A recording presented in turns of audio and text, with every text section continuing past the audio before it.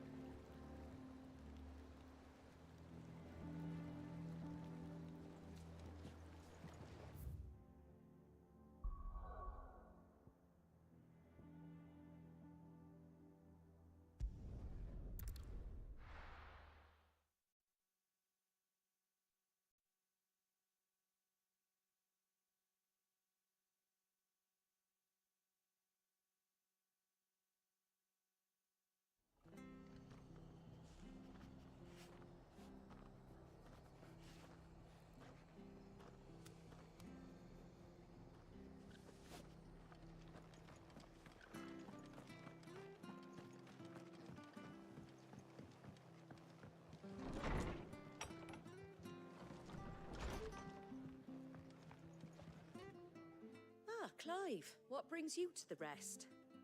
Our home finds itself in need of an extra carpenter. I wondered if I might be able to borrow Bernard for a short while. I don't mind if he don't. We're all friends here, aren't we?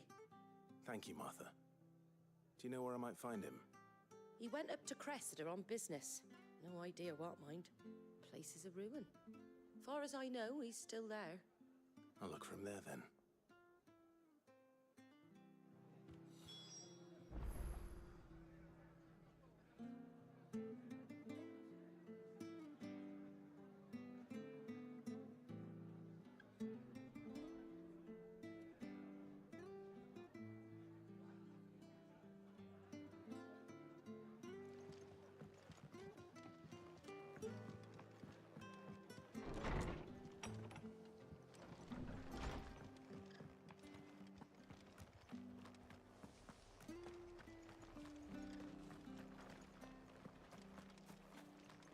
She had a man of Greyga mopping there.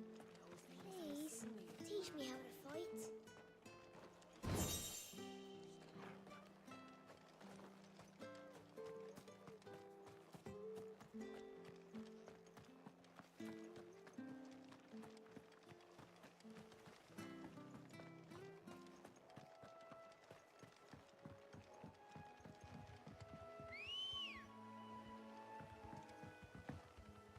Come on.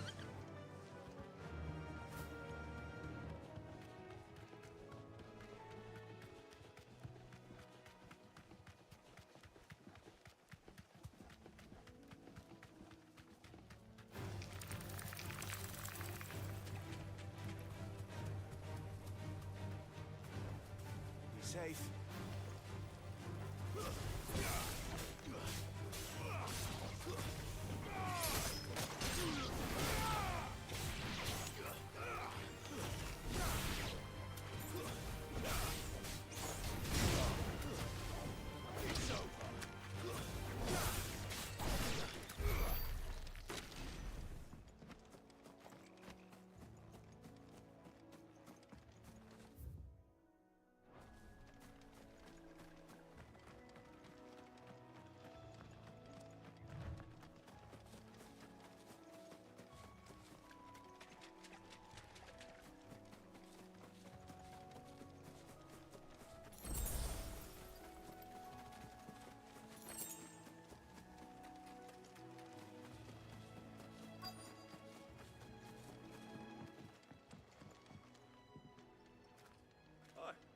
If it ain't the lad who saved my life. What brings you to a place like this? You do, Bernard. Martha said I might find you here. I have a proposition for you. Oh, do you now?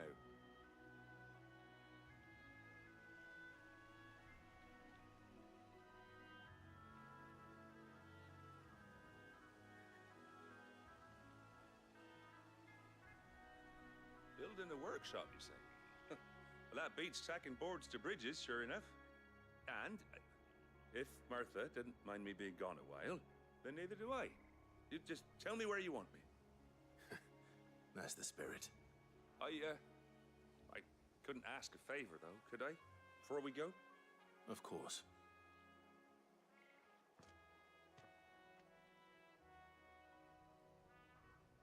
Well, that there is Cressida, where I grew up. Ain't much left of it now, though. Except my parents' graves. But I came up here hoping to visit. I even patched up the bridge to get across. Only to find the place crawling with fiends. But you're a dab hand when it comes to dealing with beasts and bogles, ain't you? Any chance you could, It's the least I can do. Well, thank you kindly. And take care.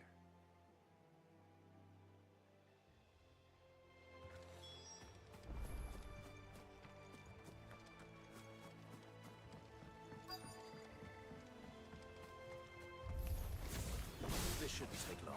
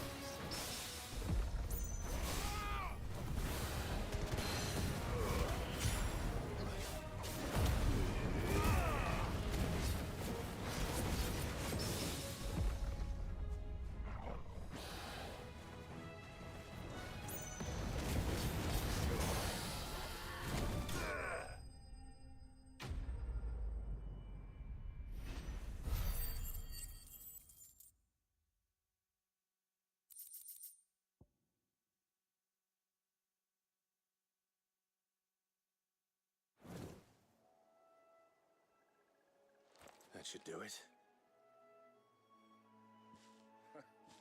You made short work of that lot.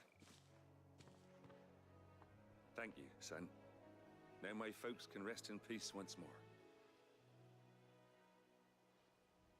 How long is it since the village was abandoned?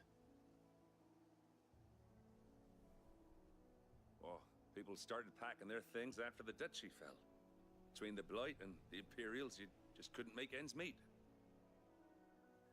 Must be nigh on a decade since the last wagon left. Though it may as well have been a century, looking at the place. This isn't the Cressida I remember. I'm sorry.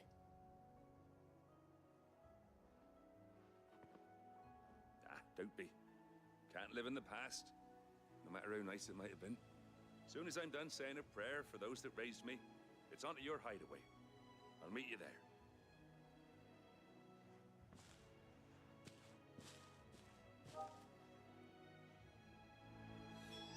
That should take care of Mid's little list. Better head back before she thinks of anything else.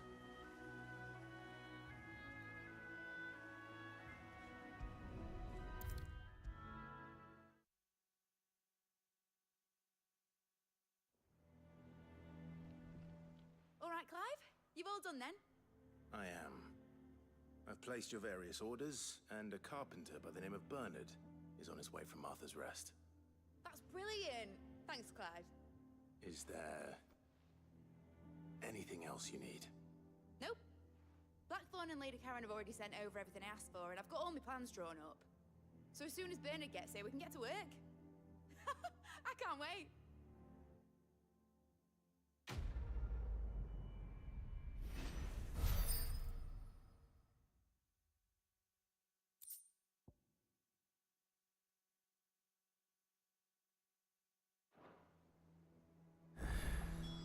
That's my good deed for the day done. Let's see how Jill's faring. Shouldn't you be getting some rest, Sid?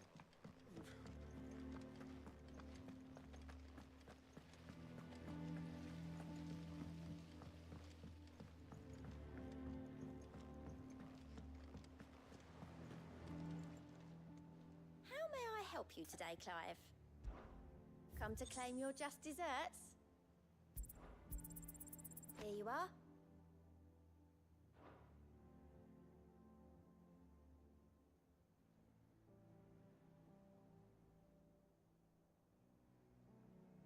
Best of luck out there, Sid.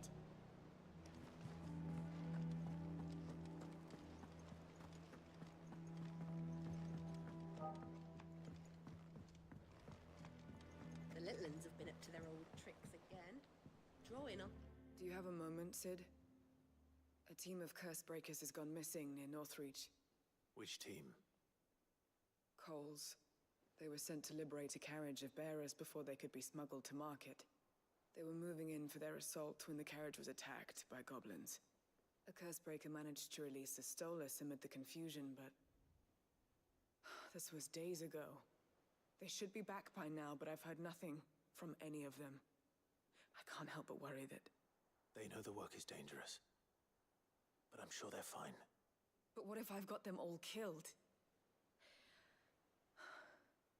Before they go out, I always remind them why we're doing this, what they escaped, and what we're freeing people from. But I never really thought how my words might affect them. What risks they might take because of the things I've said. I'll go and find them. We'll both rest easier knowing they're safe. Thank you, Sid. And I'm sorry to trouble you with this. The plan was to intercept the slaver somewhere in the Dragon's Eyrie. I can't tell you much more than that, I'm afraid. That should be enough to go on. If they were there, Torgal will track them down.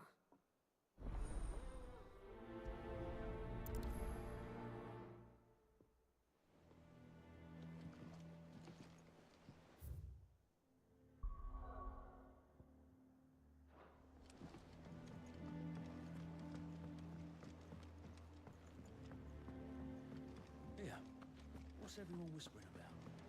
Haven't you heard? Mid's back. Ah, Clive. Talia. How's Jill? Recovering, but she still needs her rest. Of course.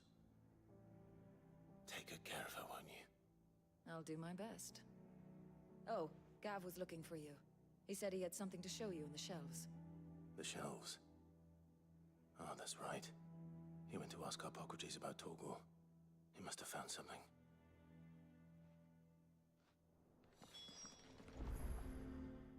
have the look of a man with the twins upon his shoulders, Rodriguez. Taya has tasked me with removing a Cursebreaker's brand. But it's my first time, and I don't think I can do it. I'm afraid of what happens if I fail. You survived, I know, but here as many die as recover. Is it really worth the risk? You don't need me to answer that. You know full well what we're fighting for. I hope as much as you that one day bearers can walk among others as equals. But until that day, a brand is a burden, and we must lift that burden in order to go undetected. The operation may be dangerous, but it's also essential, and we undergo it willingly. I know. I still wish there was some other way. But griping about my lot helps no one, I suppose. Don't worry. I'll do what must be done. I know you will. Unfortunately, the first thing that needs doing is the preparation of a draft to dull the pain. Something I can't do with the infirmary's ammonia supply so low. What few leaves we have would barely be enough for removing a splinter, let alone a brand. Just tell me what you need. You'll go? Oh, thank you. No one knows Herblore like Taya, and she swears by ammonia for easing pain. It's simple enough to find, if you know where to look. And fortunately for you, I do. Along the river near the village of Amber over in Rosaria. Just search for the bright blue blossoms.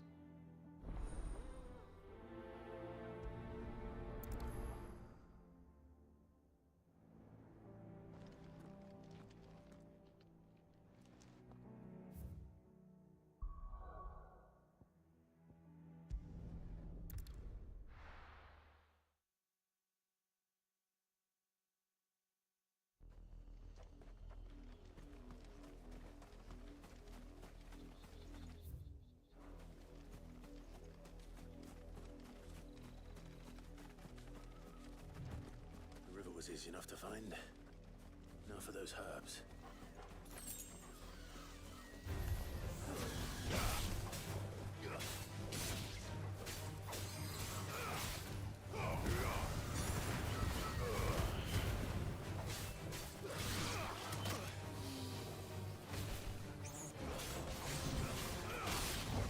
Too slow.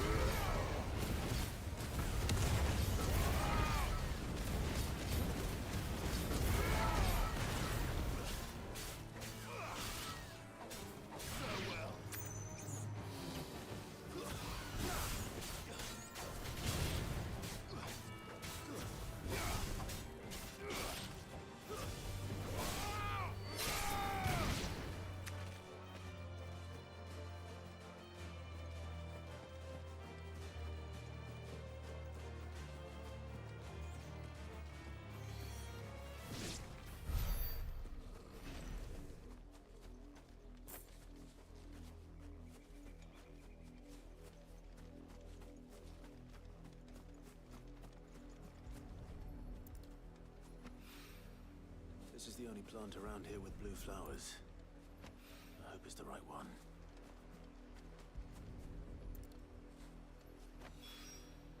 Should be enough to keep the infirmary stocked for a while.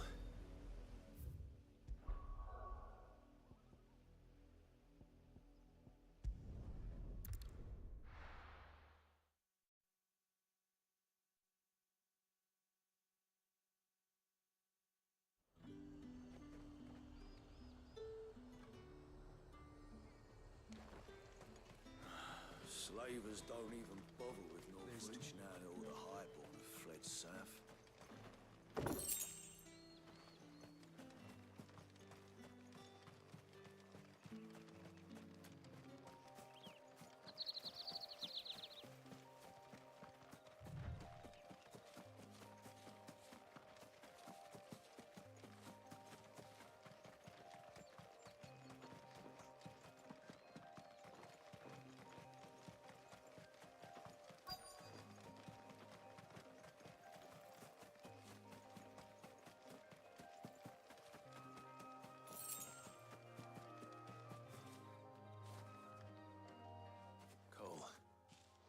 glad you're in one piece.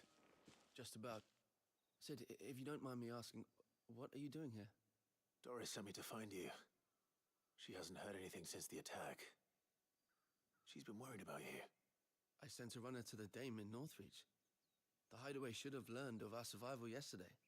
Well, I'm here now. And it looks like you freed the bearers. Only some. The rest locked themselves in the slaver's carriage rather than fleeing when they had the chance. I want to help them, Sid. But we're barely in any state to protect those few we did save. You made the right decision. Now where's the carriage? The goblins may still be out there. You have duties to attend to here. See to the injured. I'll handle the rest. All right. Just follow the path to the south. You'll come across the carriage soon enough. And please, hurry. If the beastmen get to those bearers, the poor souls will be eaten alive. I won't let that happen. Thank you. And Sid, it's good to see you. Don't thank me just yet.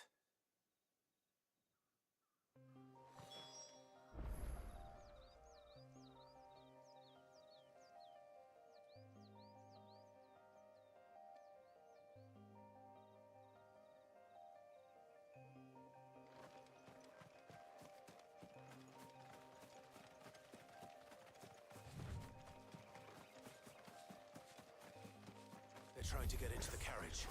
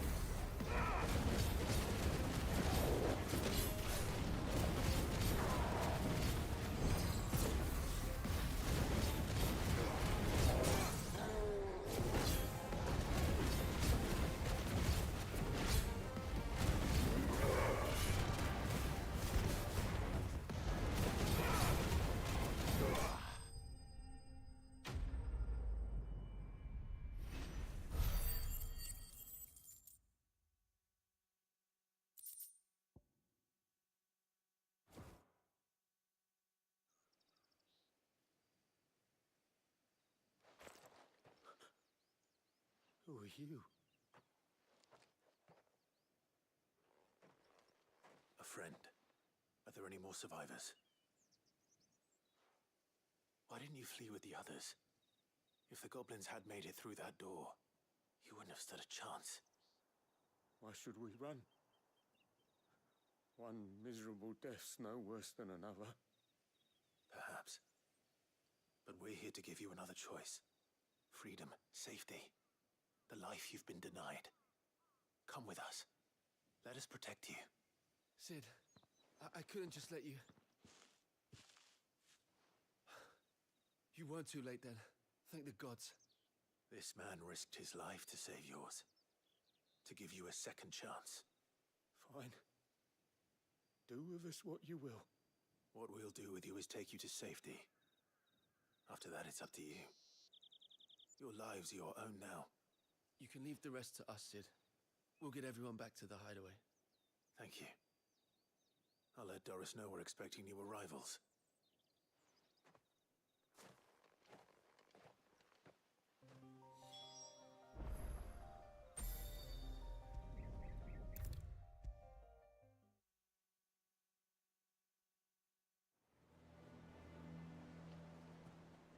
Sid, welcome back.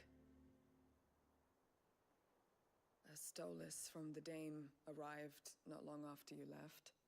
If I'd just waited a little longer, I might have been able to deal with things myself.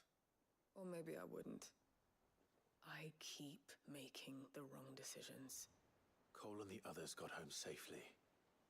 You made exactly the right decision. No, I was lucky.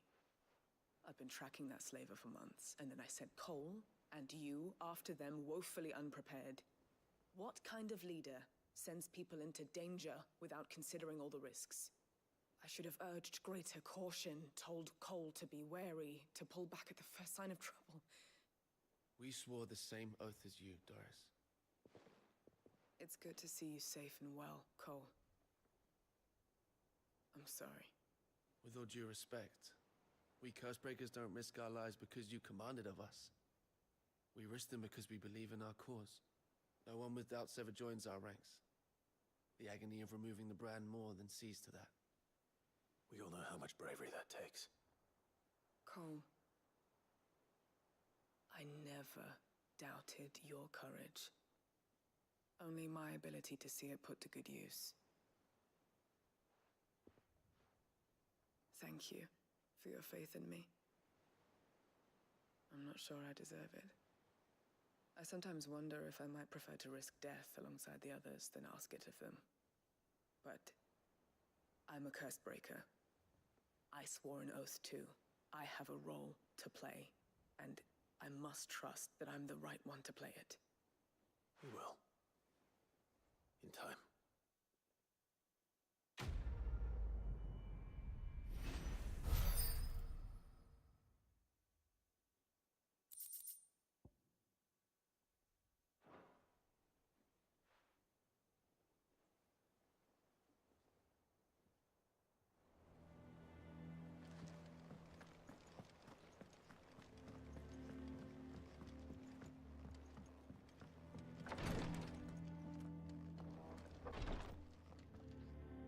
I hope you didn't have too much trouble finding the ammonia.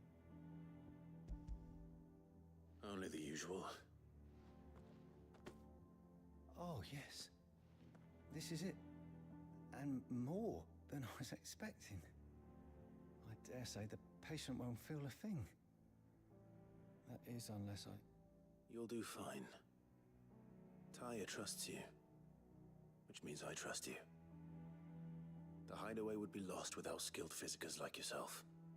Thank you for the kind words. Truly. But... I'm sorry. I'm still terrified. The brand is more than just ink on flesh. It's a death sentence. Milk of the wyvern tail lurking just below the surface of the skin. One ill-conceived incision, a single slip, and the poison fouls the patient's blood. Failure means death, and even success means tremendous pain. Days of agony as the wound heals. I became a physiker to help people, not to kill them. I don't want to kill anyone. Cursebreakers lead hard lives. And the operation is only the beginning. They toil in the shadows, risking life and limb knowing their efforts will win them neither glory nor acclaim. And yet we have no shortage of volunteers. The day I decided that I would take Sid's name was the same day Taya took my brand. I remember. It wasn't long after we came here. What little medicine Taya managed to salvage from the wreckage of the old place had been used up treating the wounded. She begged that your operation be delayed until a new supply of antalgics was found. Procedure was even more dangerous back then. Only a few souls had undertaken it. Doris, Cole, a handful of other curse breakers, and those who are no longer with us. Those who lost their lives in the process. It wasn't something to be done lightly. No. But it was something I had to do if I was to take Sid's name.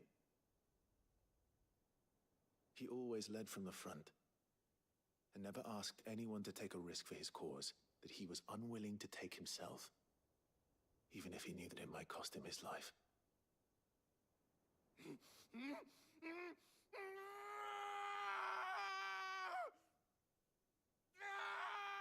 Hold still, Clive! Hold still!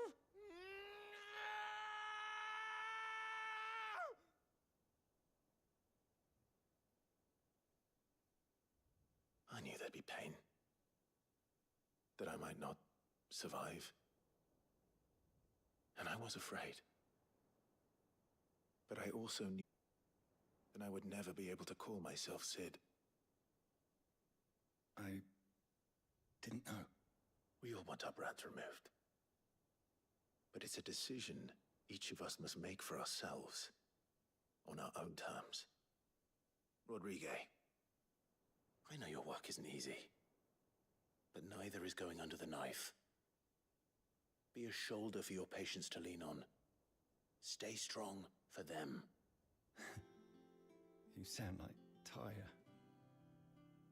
Do you know what she once told me? It's natural for a patient to feel like they're suffering in solitude.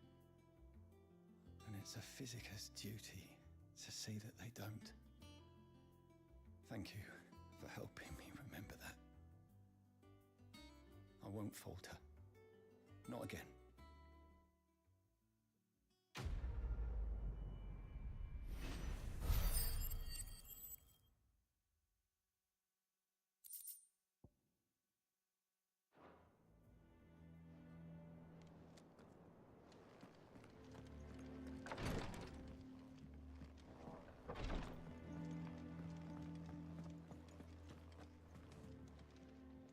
Fancy a look at the list, do you?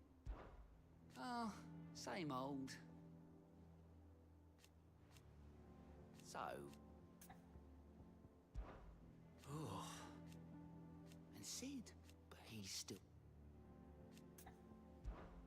Anything catch your eye? Think you can help? Yeah. What's everyone whispering about? Haven't you heard? Mid's back. The little uns have been up to their old tricks again. Jill looked white as a sheet when they brought her.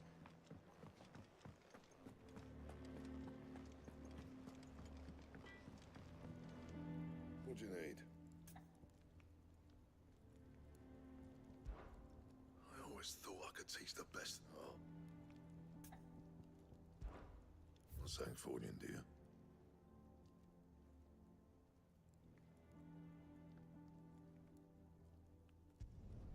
It'd last you a good while.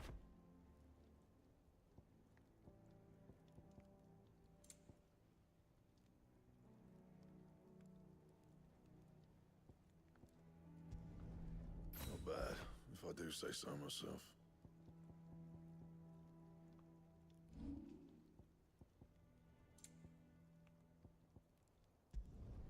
Yeah, that should do you.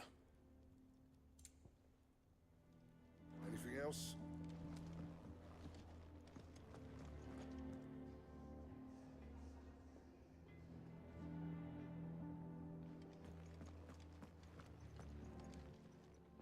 Well, don't just stand there gawping. Coin-purse weighing you down? You'll not find a better price than that. It'd better all be here. Oh, Maeve knows how.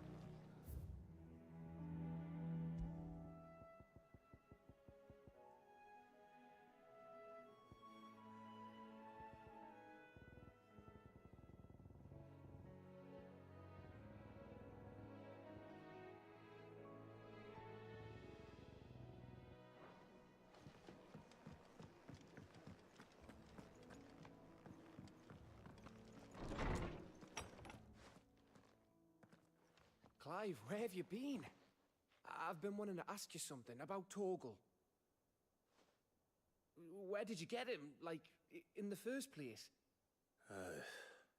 My father brought him back from one of his expeditions into the Northern Territories. They were crossing a snowfield when they heard his cries, and seeing no sign of his pack, they took him in. What do you reckon, Tomes? It certainly adds weight to the theory. Clive, I believe that Torgal may be no mere hound, but a rare frostwolf, an animal native to the far northern reaches of Valisthea. In one of our oldest bestiaries, I found reference to a frostwolf who served as guardian to an ancient queen of the north. Such was his mastery over ether, he could cast magics on command. His name was Fenrir. Fenrir the Frostwolf. Now, the annals do not state it explicitly, but I have reason to believe this queen was a dominant of Shiva, a girl from the Northern Territories and her faithful hound. One awakens as the dominant of Shiva, and the other? You're saying that Jill granted Torgal his powers? What? Just like Fenrir. People called him my hound, but Torgal and Jill were inseparable. He grew up as a faithful companion to the dominant of Shiva, and years later, his powers awakened, just when his master needed him the most. You're right. If it weren't for Torgal blasting those bastards to Kingdom Come, Jill would have been for it. Quite. Though Torgal's power is his own, his latent birthright as a frostwolf, it had only to be unlocked. Oh, get you, Torgal! You're an even finer hound than we thought. And regarding your original concern, you need not fear for Torgal's health. Why, the beast has the appetite of a behemoth. Just this very morn, I found him with his nose buried in my nuts.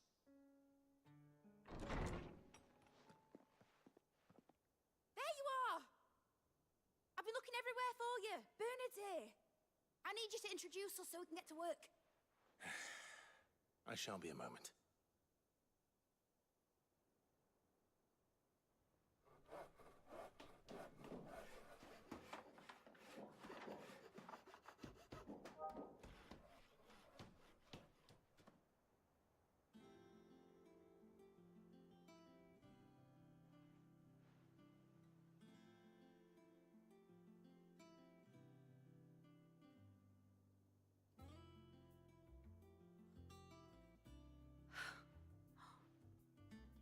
Brilliant.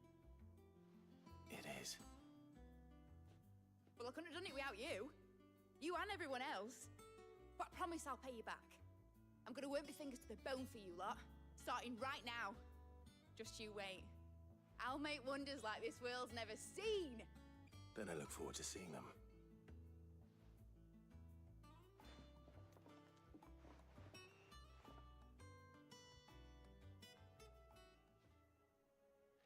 Now that that's settled, I wonder if Vivian's made any progress tracking down Kupka.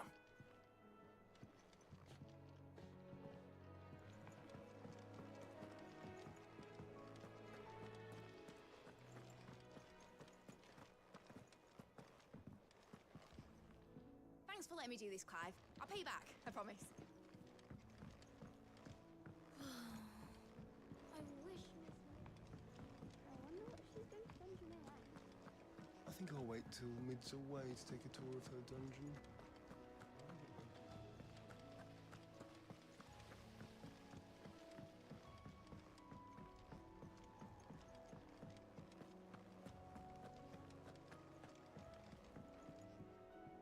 How goes the hunt for Kupka? Largely in circles. We have myriad sightings of strange soldiers in unexpected places, but nothing definitive as yet. If only we knew for certain by what route he left Rosalith. Well, keep at it. If anyone can piece this puzzle together, it's you. And I'm willing to wait as long as it takes.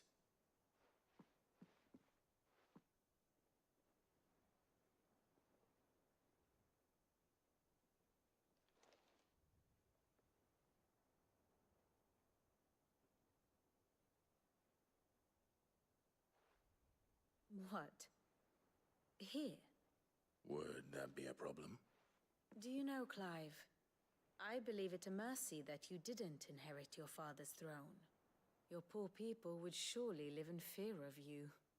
You have nothing to worry about on that front. I won't be claiming his crown. That is a relief. Clive, have you got a minute? We, have a guest. A guest?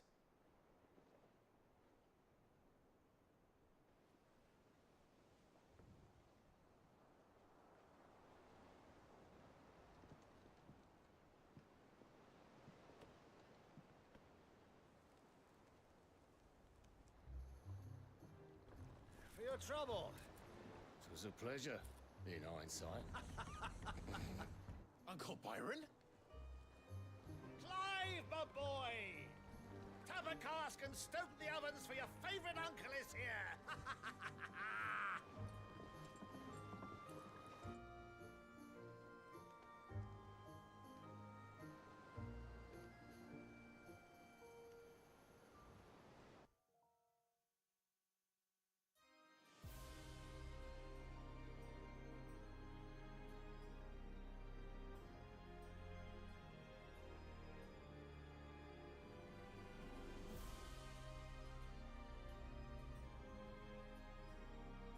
The Dalmekian government sues for peace.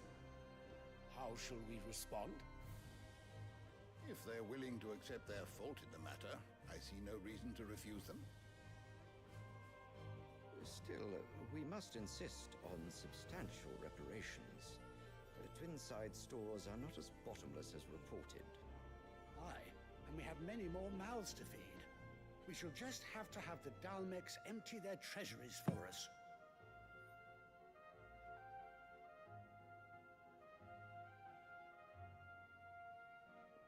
Of course, none of this would have been possible without your timely intervention, Prince Olivier.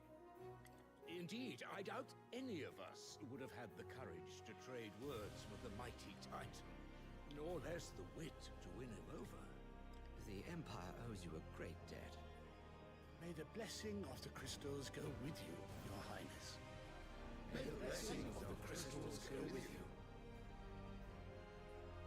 Very good.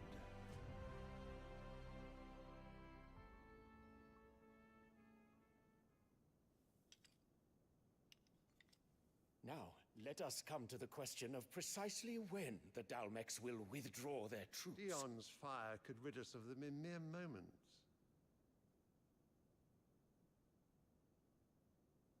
The men of the Fist will not withdraw until a peace treaty is concluded.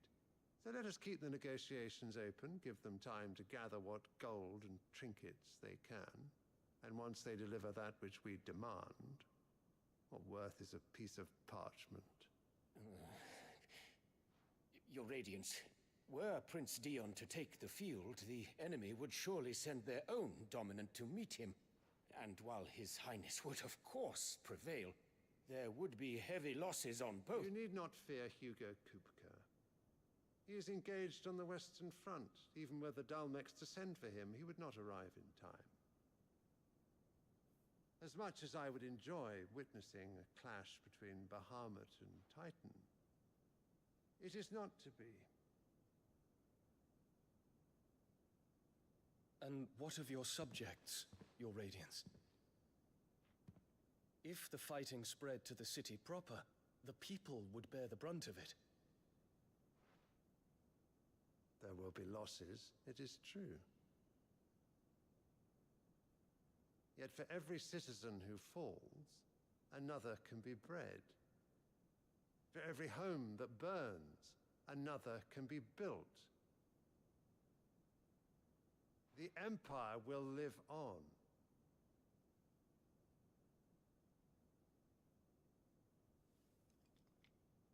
Dion? Yes, sire.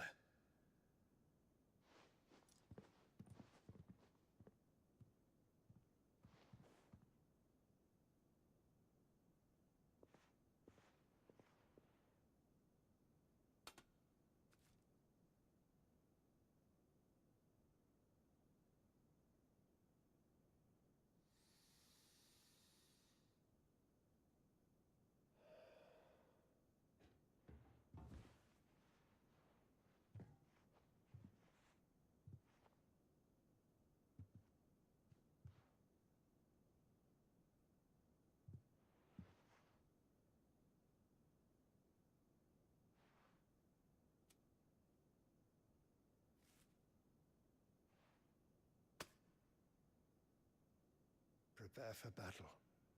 But sire... Do not make me repeat myself. Return to your camp and await my orders.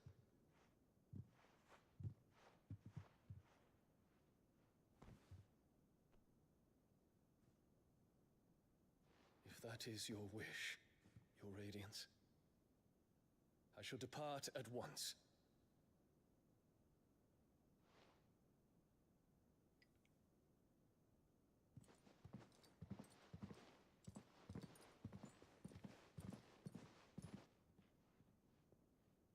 May Greeka forgive you.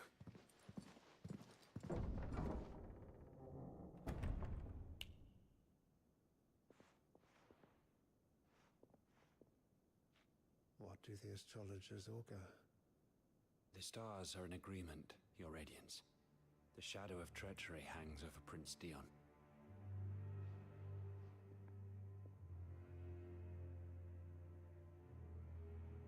So Annabella's tales were true. You disappoint me, Dion.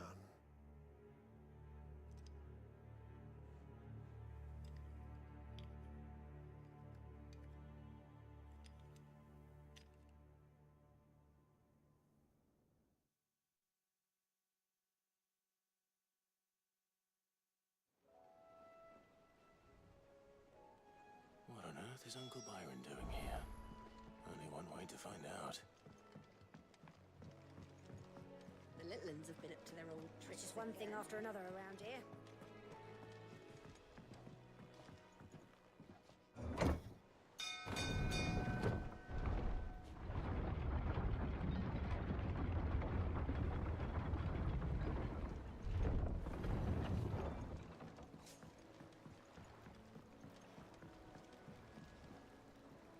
Ah, my dear nephew, how I've missed you.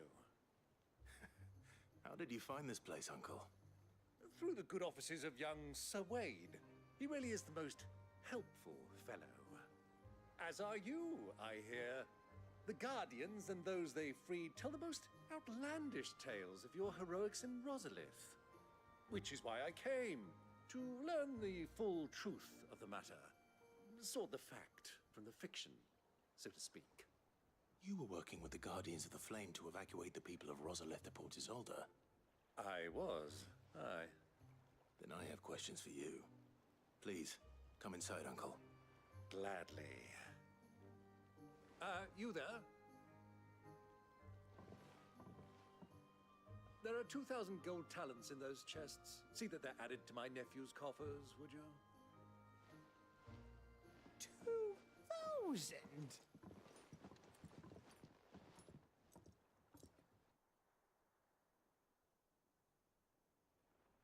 And I'm afraid that is all I know.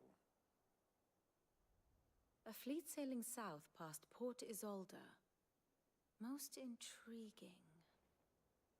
Forgive me for not being able to tell you more. I hadn't the faintest idea Kupka withdrew wounded from Rosalith. Still less that my own nephew dealt the decisive blow. What do you think, Vivian? I think, with this news of the Dhalmekian fleet and recent reports of the Royalists' movements, that the final piece of the puzzle has fallen into place. Come here and I'll show you.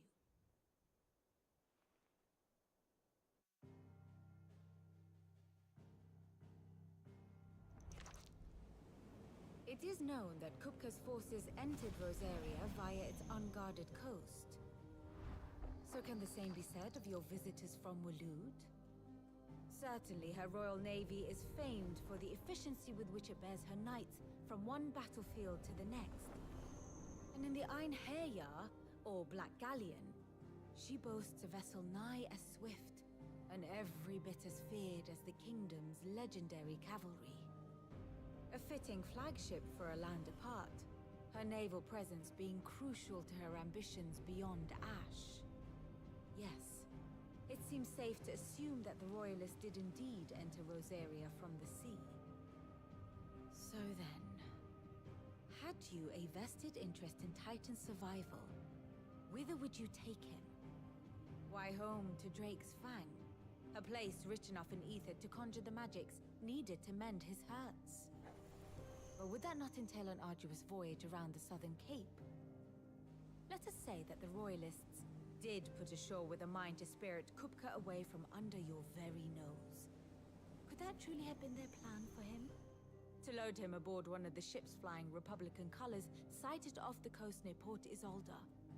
To spend weeks at sea, being tossed hither and yon by unforgiving waves, his life hanging in the balance. No. The journey would mean Titan's death, and Kupka's faithful creatures would not allow it. So what then was the plan of our Waluda friends? Reports suggest they made not for the coast, but for the desert. And by cutting through the Velcroy, a party traveling light would have Titan back in his bed days before a galley could lurch into port. To wit, it was the Royalists, not the Republicans, who effected Hugo Kupka's safe retreat. I would stake your life on it.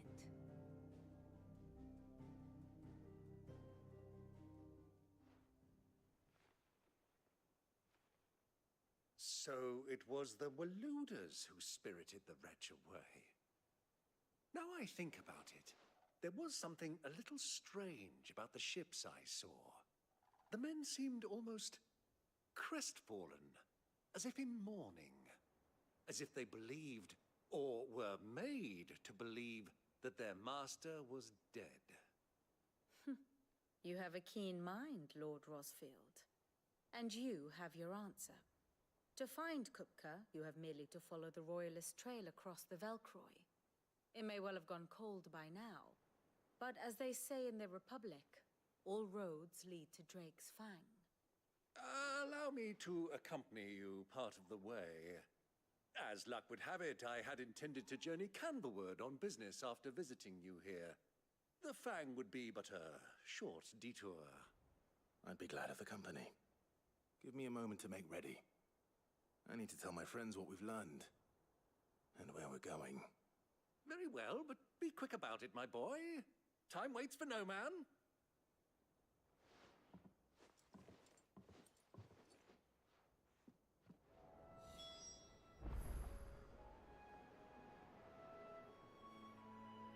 Here for another of my lectures.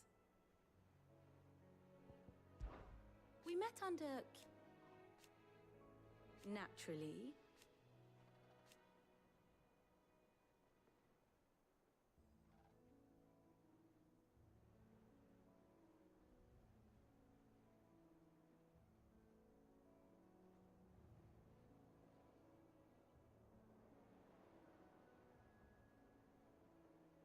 Still. How may I help you today? Here's the latest information I have. Here you are. The state of the realm is ever-changing, Clive. Mid's finished outfitting her little workshop. Otto, Kupka's at Drake's Fang. I'll be leaving before sunset. You're not going in there alone, are you? Don't worry. I'm not going there to destroy the Mother Crystal. All I'm after is Kupka's head. I won't risk any more than I have to. I promise. The Lancer and the Fang are all Kupka's personal fiefdom. You have any trouble on the way, you ask for Rosina Dalamil. Some call her the Desert Hare. Who is she? An old associate of Sid's, and only Sid's. All I know is the name, and that they used to meet at the Dalamil Inn. We've heard nothing from her since he died. But I'm thinking maybe the new Sid might be able to bring her back into the fold. Thanks. I'll keep that in mind. So, what about your uncle? I mean, he's welcome to stay, but... Don't look so worried. He'll be coming with me. Thank fuck for that. Gav, Otto, I'm leaving you two in charge. You can count on us.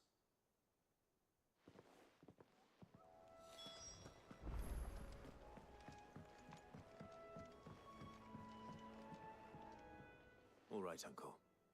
I'm ready to depart. Shall we? We shall.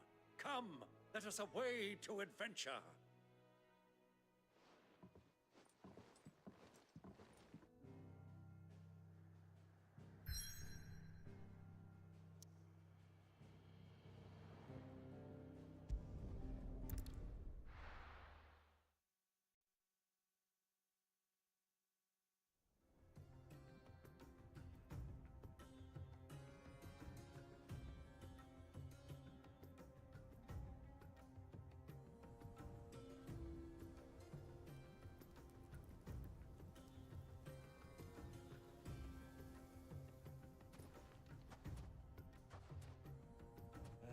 I was a young man when last I walked this path.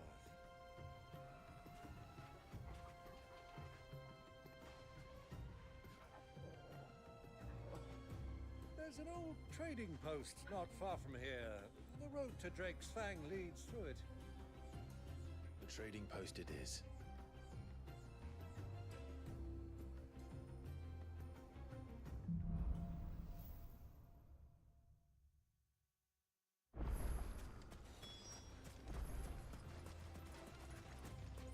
Destination lies over that dune, beyond the ruins. Mark 'em well, Clive. It's all too easy to lose one's bearings in the sands.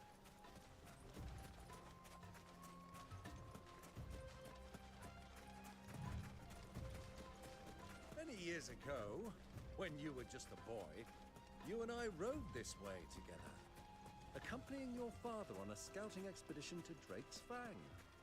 He let me come with you. I'm not surprised you don't remember. It was just before Joshua was born. You were so eager to be there when your brother arrived that you whipped your chocobo too hard on the journey home and fell from the saddle. I shall never forget how Elwyn fussed over you as you sat in the sand, bawling like a babe.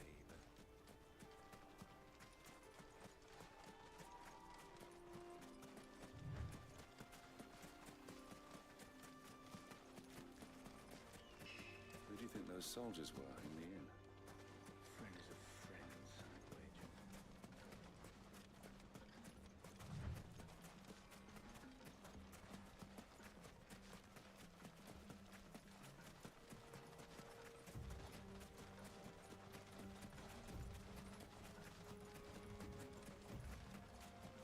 Ah, there she is.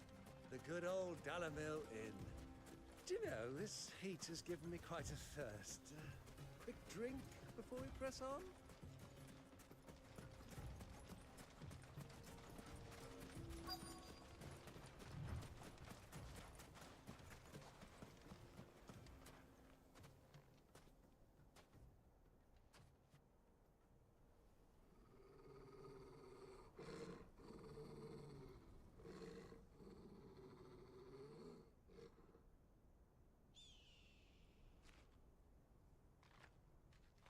Look, there. Those are Ashen steeds.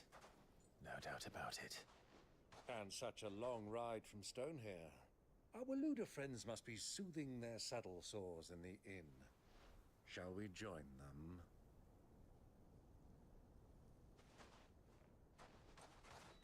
Run along and play now, Torgal.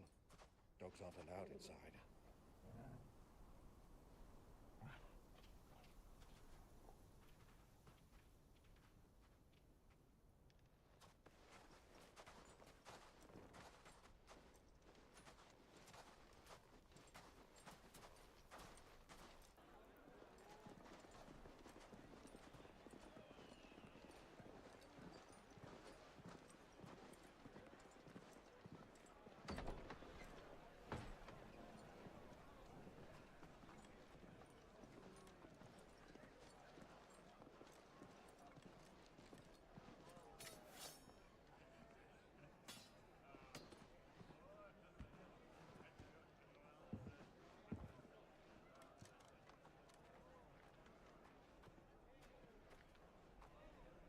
Good day to you. Eating? Sorry about my pal. He only talks when his mouth's full. What do you recommend? Well, if you're after something light, we do a fine chocobo soup with lentils and honey. 2 bowls of that, then. An ale. Right you are. Hey, girl! Coming! Your pal? Would you rather be my squire?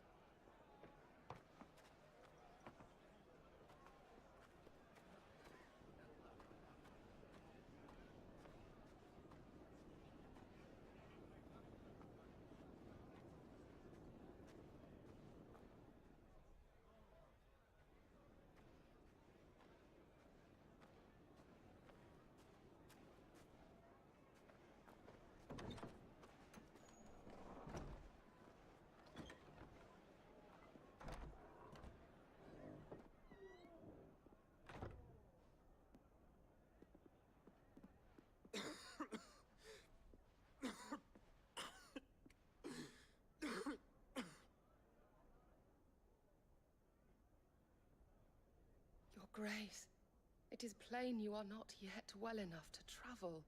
If you would only let me take you to someone who can better attend to your ills. No, we must press on. Prince Dion has returned to his camp and will soon depart for the front. I must speak with him at all costs. Miss this chance and I may never get another. You do understand that? Yes, Your Grace. But you must at least agree to take your medicine. I'll fetch you some water.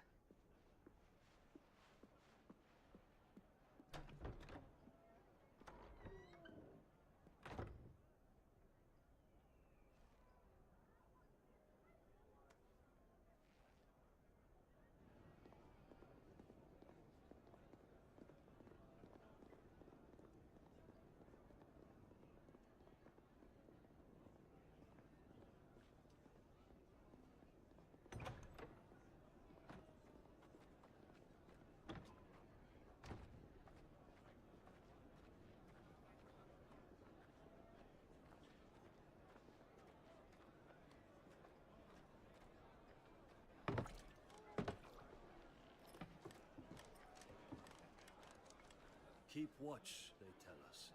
But all I see is sand. I hear they got our guest back to the Fang without any trouble. We'll be leaving soon enough. Why the Lord Commander dragged us all this way just to save that blockhead skin, I'll never know. Dominant or not, he's a bloody idiot. That'll be Cooker, then. Well, let's get this down us. We've a long way to go. Hey, you!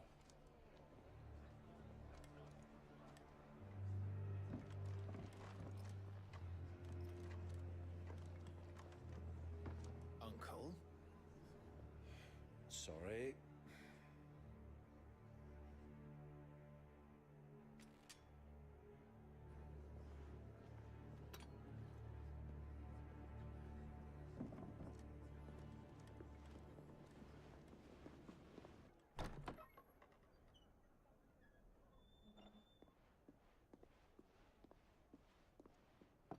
Can you walk, Your Grace? What's wrong? I fear trouble may be brewing downstairs.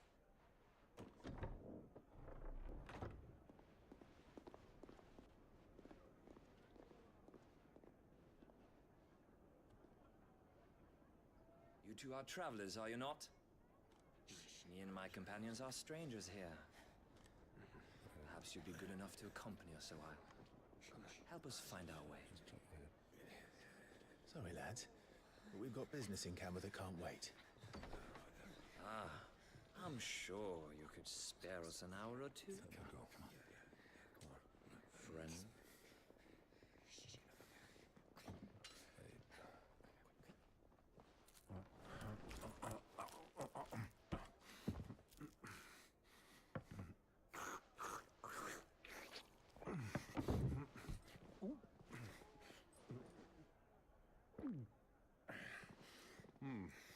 I'm afraid we don't have a moment to lose. Stay back, Uncle. Gladly.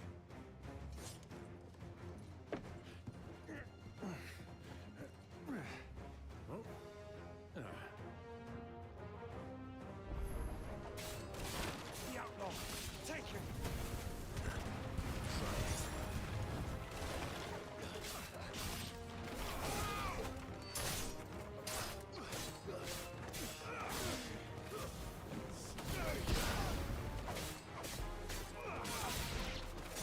Bravo, my boy! Just like that!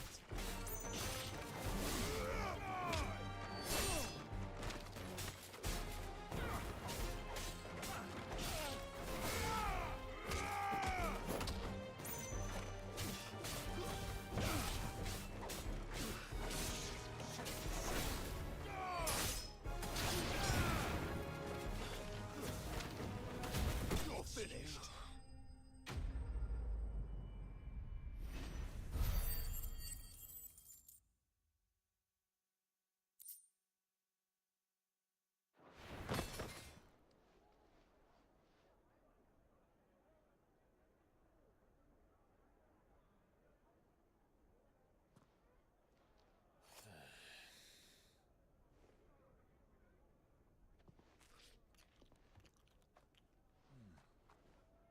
For your trouble.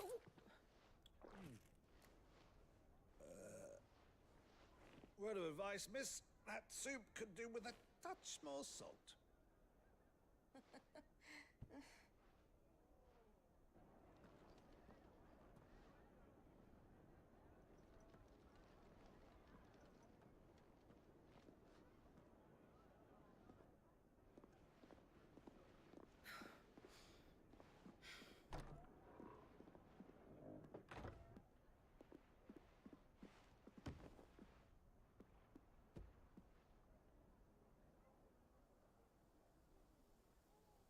Now's our chance.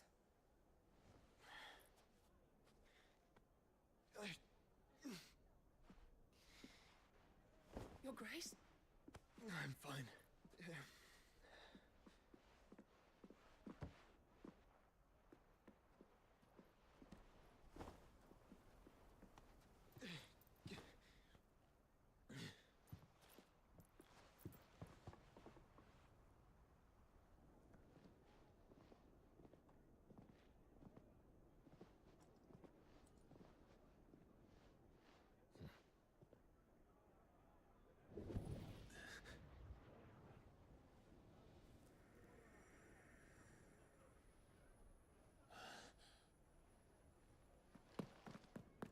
Clive?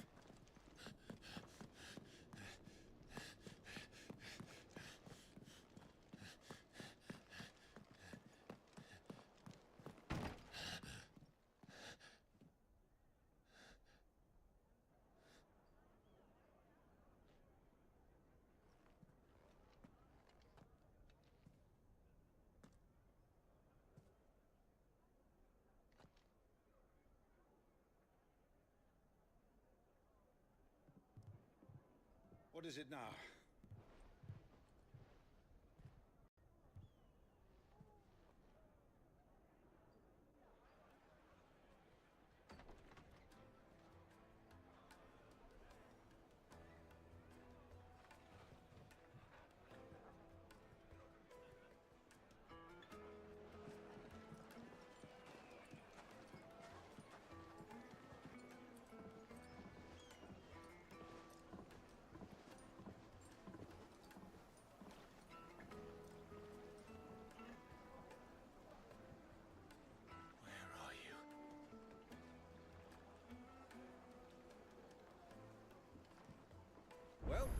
didn't know where to find Kupka before, we do now. The Royalists say to themselves, their guest is in the Fang.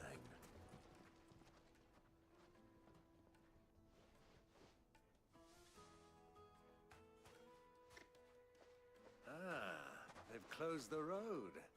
And it's the only way from here to the Fang. It would seem Lord Kupka is not accepting visitors at present.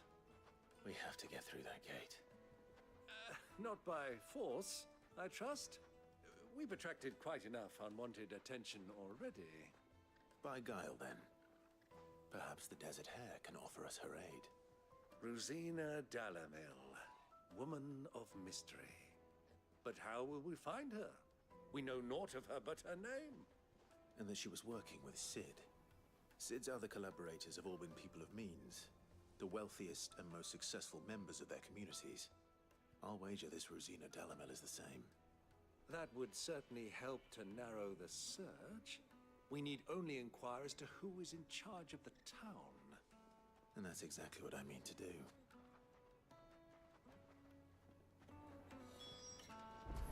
Looks like we won't be getting back to Drake's Fang anytime soon. Well, it's not like we've got a reason to. Why with this emergency? For Gilbert's sake! You're a bearer, aren't you? Anything I can help you with, travelers? Allow me. My good man, we represent one of the oldest and greatest trading houses of Port Isolde. We're seeking to expand our business in the region and would very much like to make the acquaintance of Dalamil's leading entrepreneurs. If only we knew where to find them. Well, we're best known for our baths, our markets, and our smithies. I suppose you could do worse than start your search at one of those. Thank you. You've been most helpful. Oh, you wouldn't happen to know a lady by the name of Rosina Dalamil, would you? No, I can't say I do. Well, thank you all the same.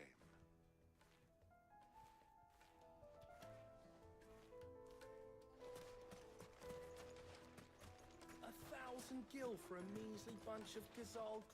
What do you want? Can't you see I'm busy? I won't keep you long. I'm looking for someone. A woman by the name of Rosina Dalamil. Do you know her? Never heard of her. Is that all? One more question. If I wanted to find the richest trader in town, where would you recommend that I look? Oh, that's easy. The Briar's Kiss. Won't find a finer smithy this side of the strait. The owner's only a young sprig, but he's got all the right ideas. The Briar's Kiss, you say? Thank you.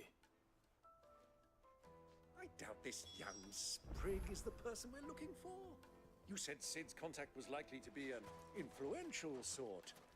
Influence comes with age and experience, believe you me.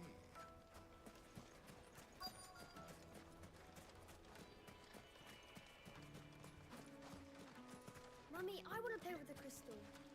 How many times do I have to tell you? It's not a toy. Can I help you?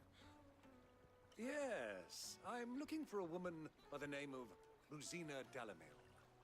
A long-standing pillar of your community, I believe, from old trading stock.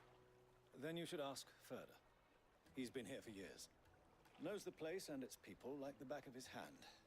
And he's in with all the old merchant families. Try the baths. That's where you'll usually find him. Thank you kindly.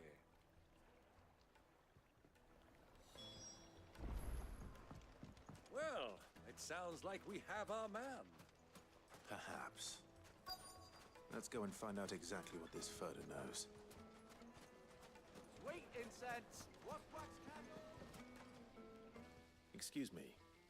Are you Furder? I am. Can I help you, travelers? I hope so. You've lived here for some time, is that correct?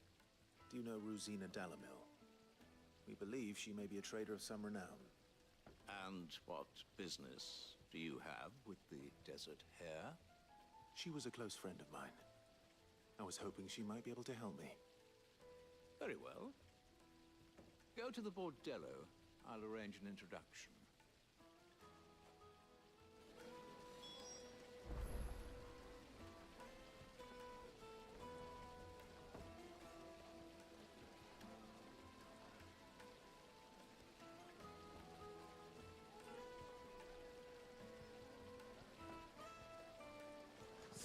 Do you think we can trust him?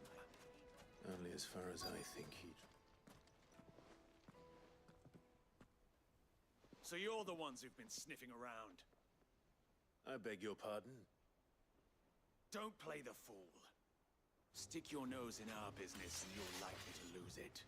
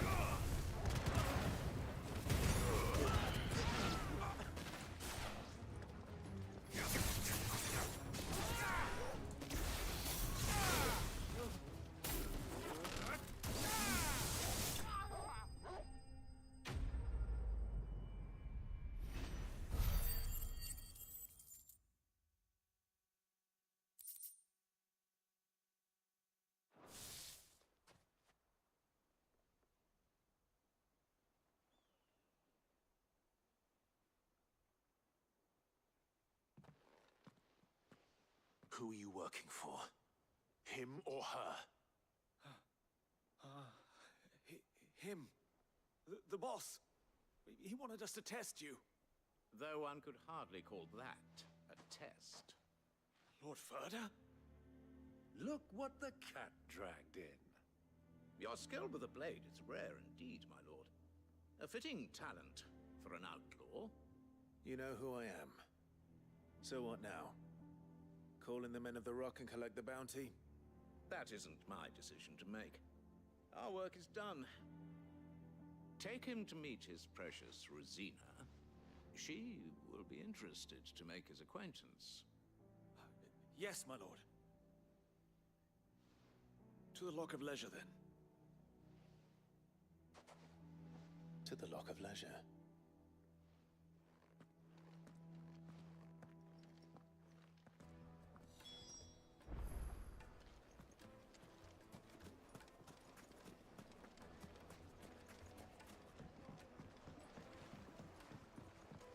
Fresh bread, warm from the oven. Take a sniff, good sir. The finest fabric!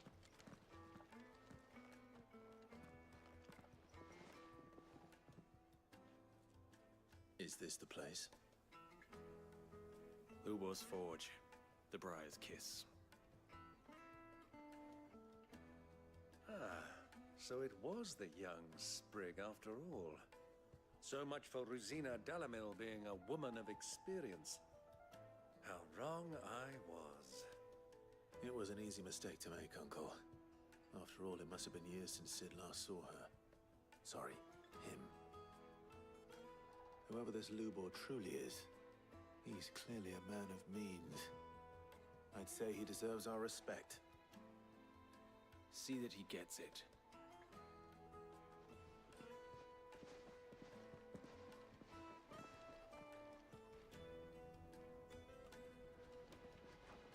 Lubor, Lord Furder told me to bring them to you.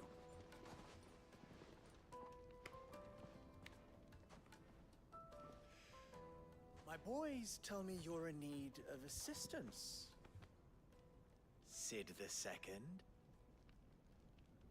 I won't waste your time.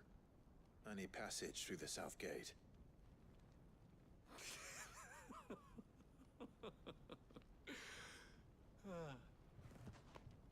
Tell me, what do you think is a merchant's most important commodity? Why, trust Everyone knows that. Without it, you have nothing. And nothing is exactly what you have. And so, for you, I, too, have nothing. I'm not in the business of helping every lost puppy that wanders in off the street. I'm a busy man, as you can see. Let's leave this mummer to his farce. By all means. Find someone else to help you on your way. Just be sure to tell them you're not the two travelers from the inn the guards are looking for. Don't want them jumping to conclusions, do we? Why, you... So, what do we need to do to earn your trust?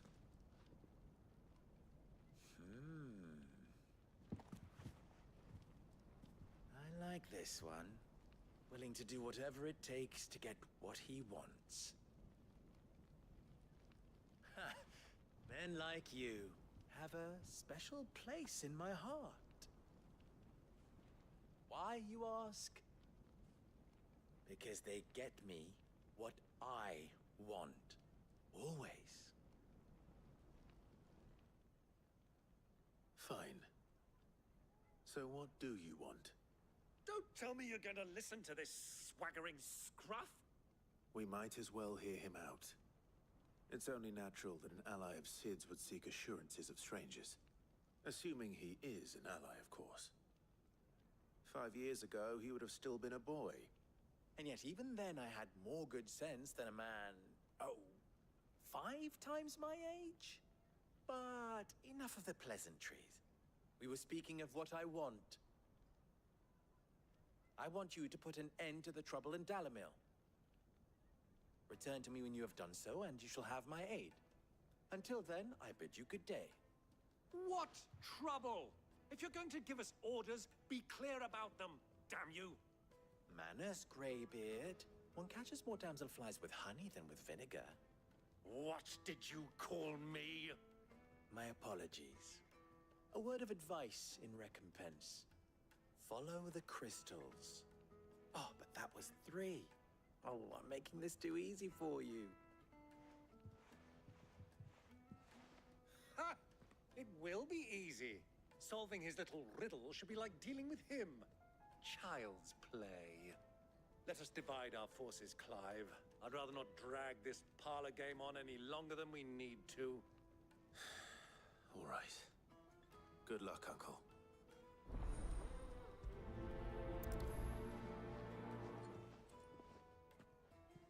I thought we were the only ones causing trouble in Dalamil. A deposit? For what?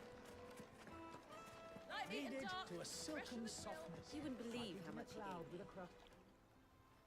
What can I do for you, soldier? Need that sword polishing? I'm not a soldier. Ugh, then be off with you. I serve the men of the Rock and the men of the Rock only. You have an agreement with them? Don't be stupid. I just know which side my bread is buttered. Don't want to be stuck under some pauper when they come knocking. With pockets deeper than Zemeckis and an urge to empty them. No, just leave, will you? Before you scare them off.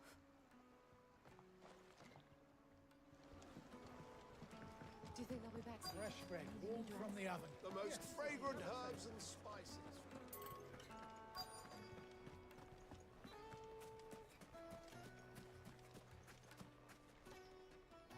Do you have a moment? Depends what for. Just a question. Dalamil seems to be thriving compared to the other villages I came through on the way. Is there a reason for that? Well, we're a stone's throw from Drake's Fang for one. The soldiers guarding the Mother Crystal and the shipments need a place to spend their hard-earned gil. The men of the Rock throw their money about like there's no tomorrow. Is that so? Well, thank you. Don't let me keep you from your work any longer.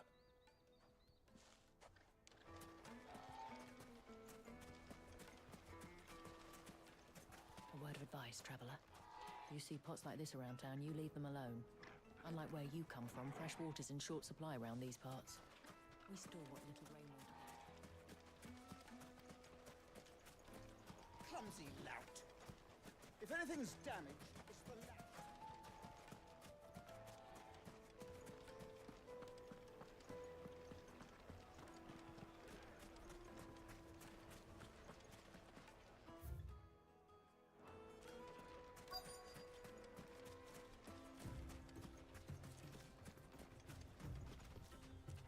Excuse me.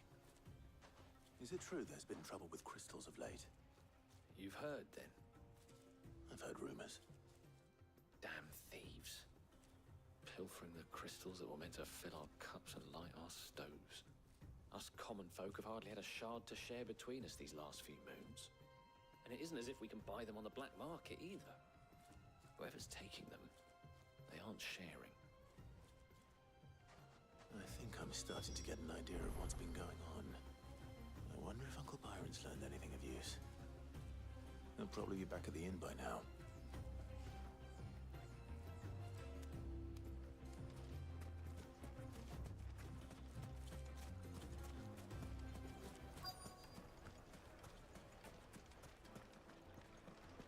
What was all that crashing and banging about before? Some out-of-towners picked a fight. It's you, the one who broke all our furniture. What do you want? Haven't you caused enough trouble already? I'm looking for my pal. Have you seen him? The gentleman who was with you? Yes, he's upstairs, but...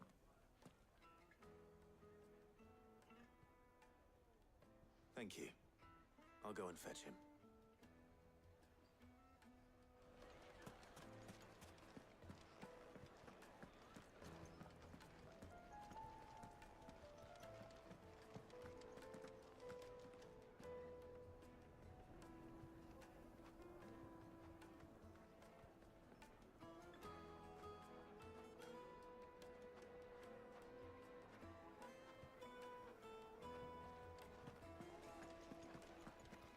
Let me treat you. Huh?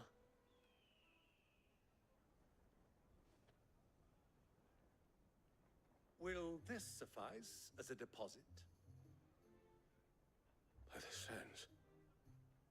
That's a black pearl. One of the many treasures in my collection that I would be only too happy to part with, should you give me reason to do so. All right. I'm sure that we can come to an agreement, but not here. What are you doing, Uncle?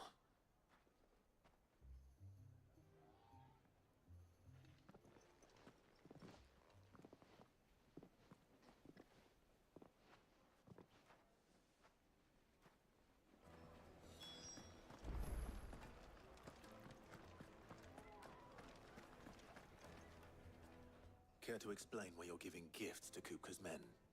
Bait, my boy. One cannot catch one's prey without it. And I do believe I've snagged us quite the quarry. I started by asking around the markets as to where I might purchase crystals. I had no luck, of course. It's forbidden to trade in such things. But my uncharacteristic indiscretion just happened to attract the attention of those uniformed ruffians. They took me aside and said they could procure the crystal I sought if I proved I could pay for it. So the pearl was your proof? I thought they'd ask for more. A second-rate specimen like that would only fetch 500,000 or so. A small price to pay for admittance to the underworld. But enough about my little act of subterfuge. What did you discover? That the supply of crystals has dried up of late. And some people seem to think they're being stolen. Meanwhile, members of Kupka's private guard have been spending money all over town. I'll wager those soldiers you've been talking to have been siphoning off crystals meant for elsewhere, and pocketing the profits. I'll wager you're right. We'll meet with them then, just as you arranged, and put an end to the trouble Lubor spoke of. Ha! That preening popinjay thought this would be difficult. It just goes to show, one should never underestimate a Rosfield. We'll soon wipe that smirk off his face. I arranged to meet with the soldiers in a secluded corner of the Velcroy, far from prying eyes. The perfect place for a spot of double dealing. I trust I can count on your support if things turn sour. Of course.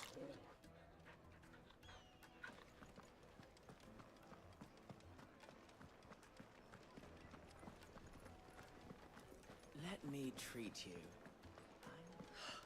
I need a drink.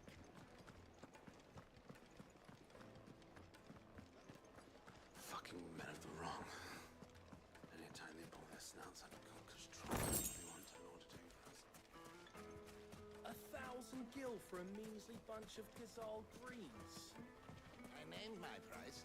If you can't pay it, that's your problem.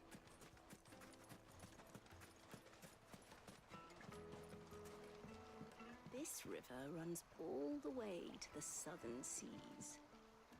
They used to load the crystal onto barges and sail it to the villages downstream.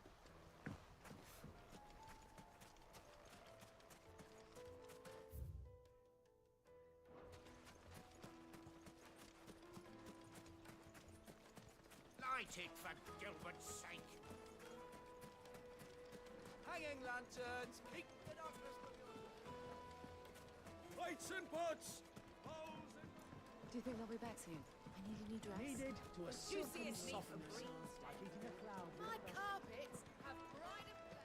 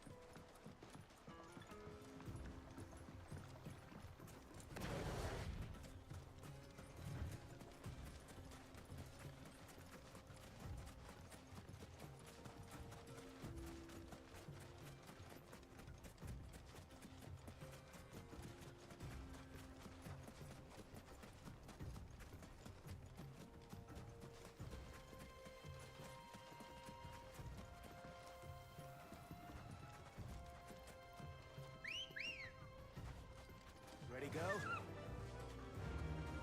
Faster!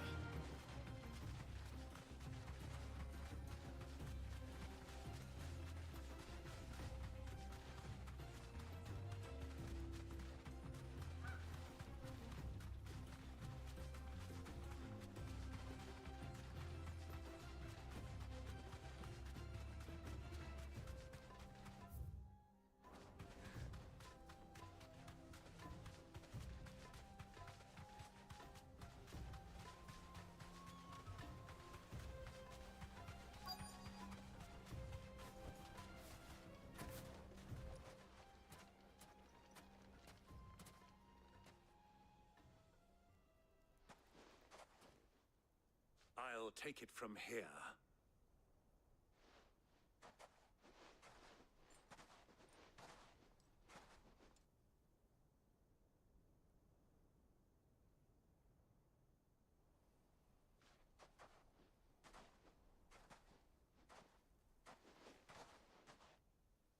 I was beginning to think you weren't coming, my lord.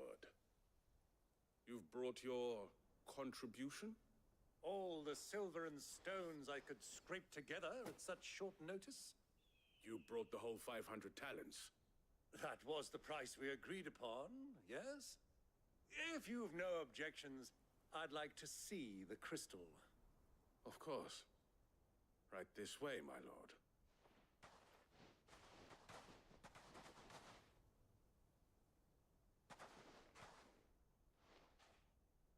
Not bad at all. You weren't lying about the clarity.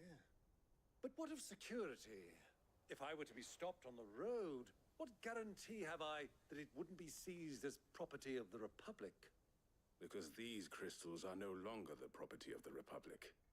You're not buying from us. You're buying from them. And we have no more jurisdiction here than you, my lord. But we have ships, and will gladly deliver to a port of your choosing, now that our price has been met. Royalists, eh? What brings you here? Why, to collect their share of Drake's Fang's blessing, of course. Our nations are allies, and so they are entitled to a portion of the Mother Crystal's bounty. And being such good friends, we elected to increase that portion and share the benefits.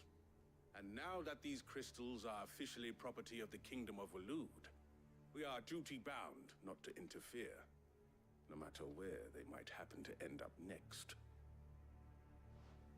Did you get all that? They're in cahoots! So it would seem. My lord, what is the meaning of this? Double-crossing dogs. They're not here to do business. Kill them. Kill them both!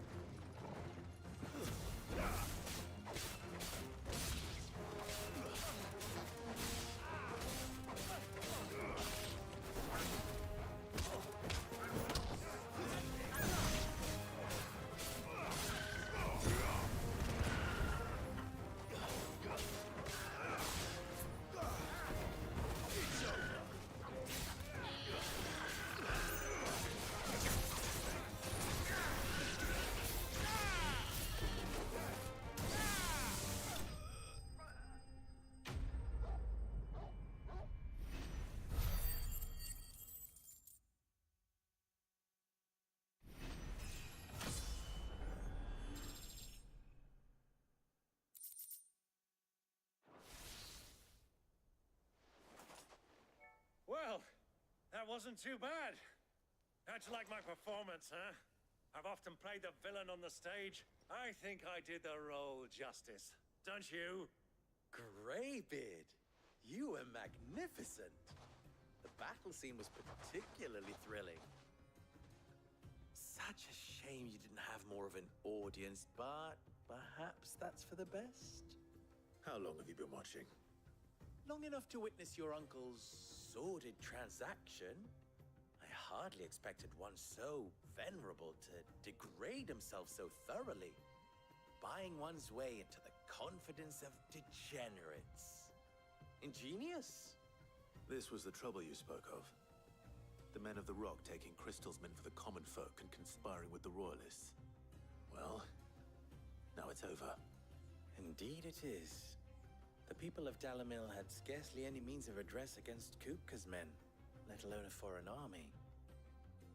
Until you two came along, that is.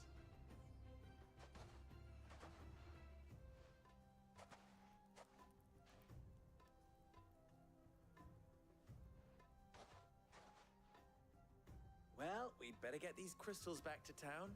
You won't mind waiting with them while I fetch a wagon.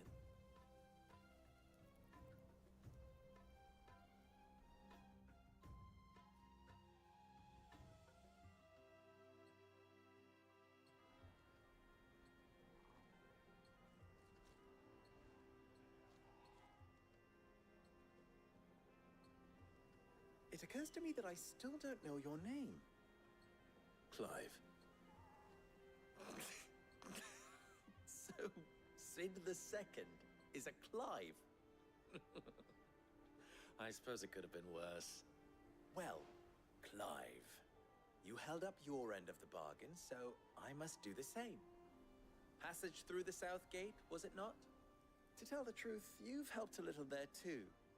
Many of the guards have already been redeployed to deal with the issue of their missing comrades. And those left behind have been encouraged to look the other way should you attempt to pass through. Thank you. And please allow me to cover your costs. You still have the purse I gave to the soldiers, I trust? I saw you pluck it from one of the bodies. Oh, dear. Was I really so obvious? And my name is not Greybeard. It is Lord Byron Rosfield, thank you very much.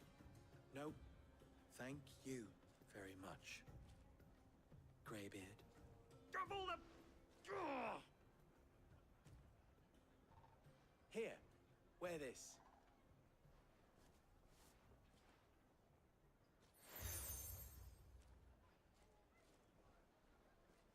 Any friend of mine who sees you with it shall be a friend of yours. Thank you, Lubor. And please, feel free to send one of my Stoluses back to your people. Tell them that Rosina Dalamil is back in bed with Sid.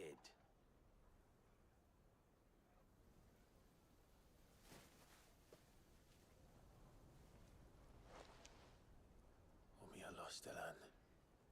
Tuisakelis.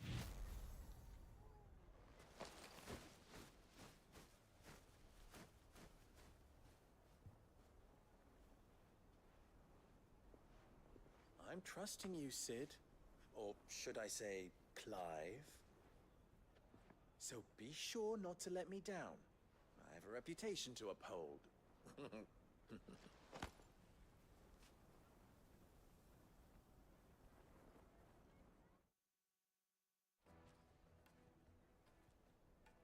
Well then, I wish you a safe journey south. Thank you. Not at all. It was my pleasure. Come on, Uncle. Let's go.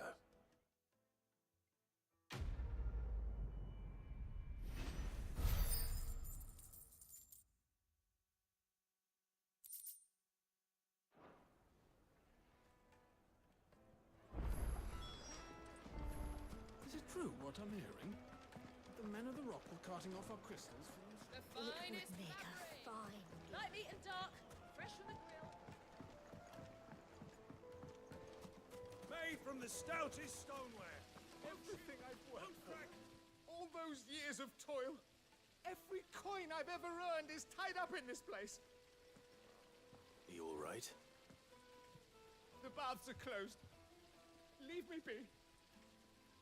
On second thought, perhaps you are just what I need. Might your services be for hire? That depends on the job. I'd have you save my business, the baths.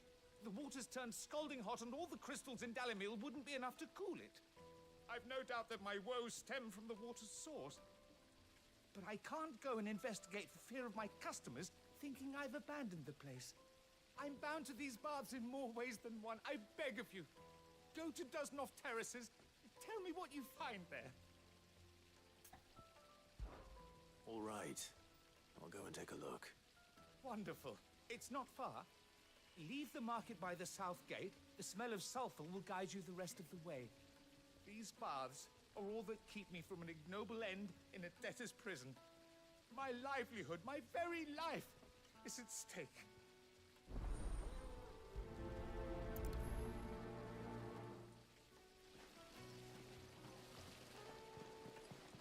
Just look at the wait inside. They've opened the gate. Lubor was true to his word. We should get going soon. Do you have water? Ah, I'm not too late. What is it, Lubor? A question that I neglected to ask earlier. Where is it that you're bound? To Drake's Fang. To finish Hugo Kupka. Just as I thought. Then allow me to share a secret. Drake's Fang is currently riddled with royalists. Talmeki and Walud are allies, and as you have seen, their soldiers work hand in glove. But no nation has ever before allowed a foreign army to make a barracks of its holiest of holies. Not by choice, at least. And there's more. My man on the inside of the Fang has failed to report for several days. I fear there may be more trouble lying in wait for you on the road ahead. Isn't there always? If you're determined to beard the lion's den, then promise me one thing. That you will enter via the mines, where the guard is lightest.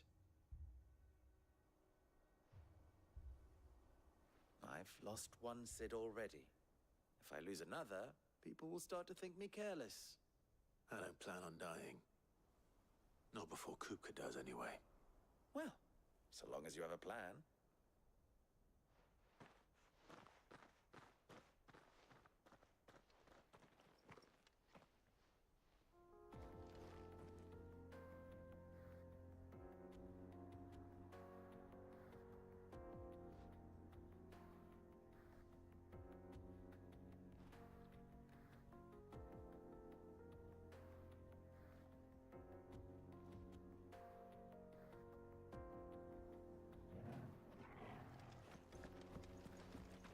Drake's Fang should be just beyond these springs. Shall we press on? Come on, girl, the gate's open now, we can press on. Come on. Don't tell me you put down roots.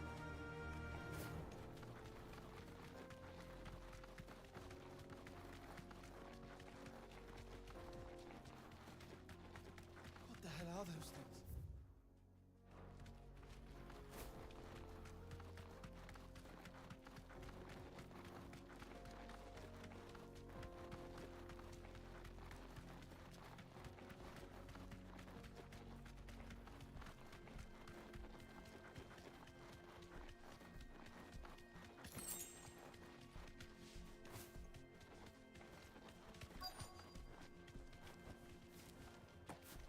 By the flames.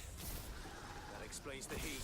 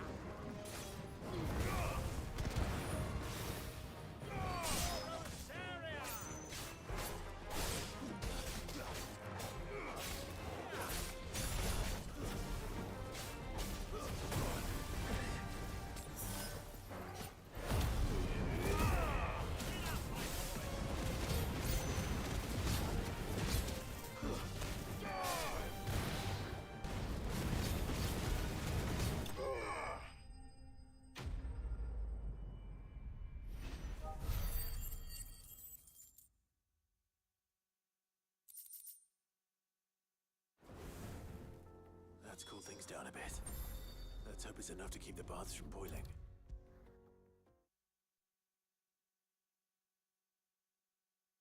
There he is. The man who's... I was hoping we'd be seeing you again. The baths grow more bearable by the moment. It won't be long now before we are back to business as usual. I'm glad to hear it. Now, tell me this. What did you find at the terraces? What threatened to make me a pauper? Not what I expected, that's for certain.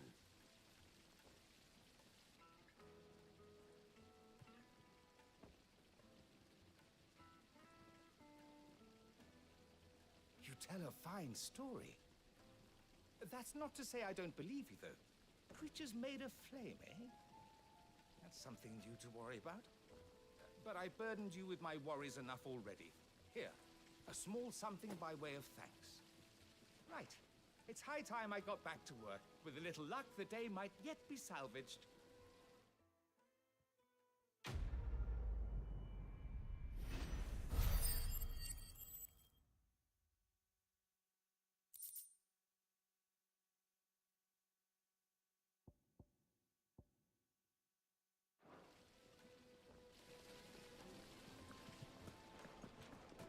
Hanging lanterns, keep the darkness from your door. Anything I can interest you in?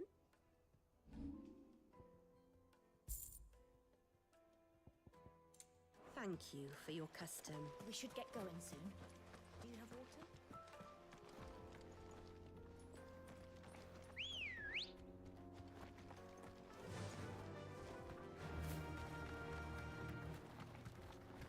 Come on, girl, the gate's open now, we can press on.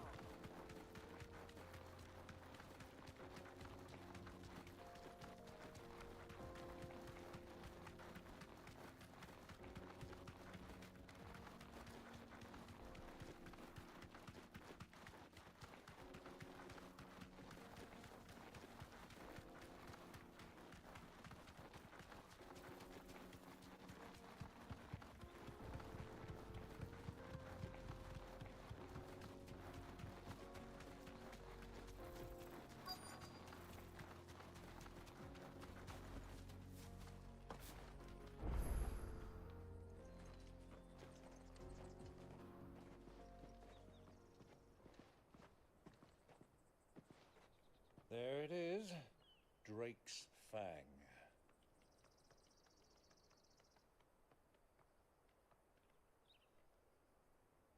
Kupka will be hiding inside. Along with goodness knows how many guards, all on highest alert. You'll need to keep your wits about you if you're to reach him. So be careful. I will, Uncle.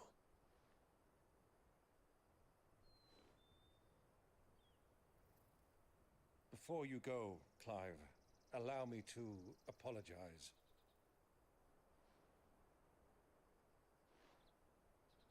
After what befell at Phoenix Gate and the crisis that followed in its wake, I fled. I retreated to my counting house and danced attendance upon the vicereine in the hope it would bring me favor.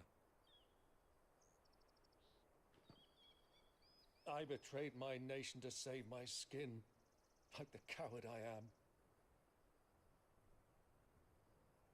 And I'm sorry. Uncle, please.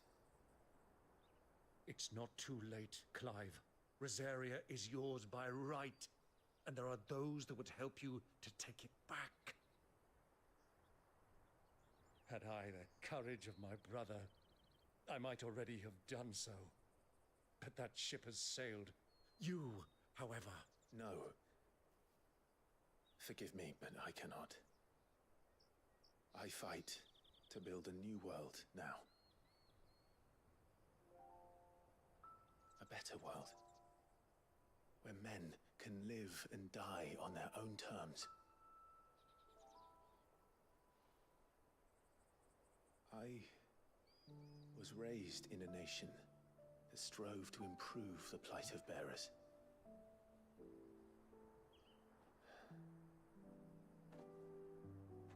Only later did I realize That spark of freedom did not arise by chance, but was kindled by my father. You would see me follow in his footsteps. And that is exactly what I mean to do. Not by ruling Rosaria, but by extending his ideals to the whole of the twins. Though every soul in the realm may judge my actions heresy, I am certain my cause is just. You really are just like him, you know?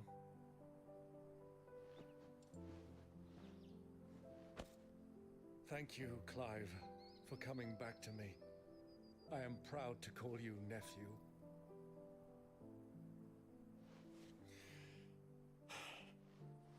Well then, this is where we must part ways. Wish me luck in convincing my Canvarian friend to share his considerable talents. I mean to plunder his coffers and prove myself worthy of a place in your merry band. Till then, my boy. Till then, go safely, Uncle. And you, nephew. We have much to catch up on, you and I.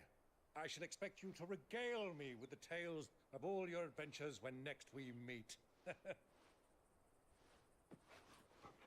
You can regale me too, Torgal.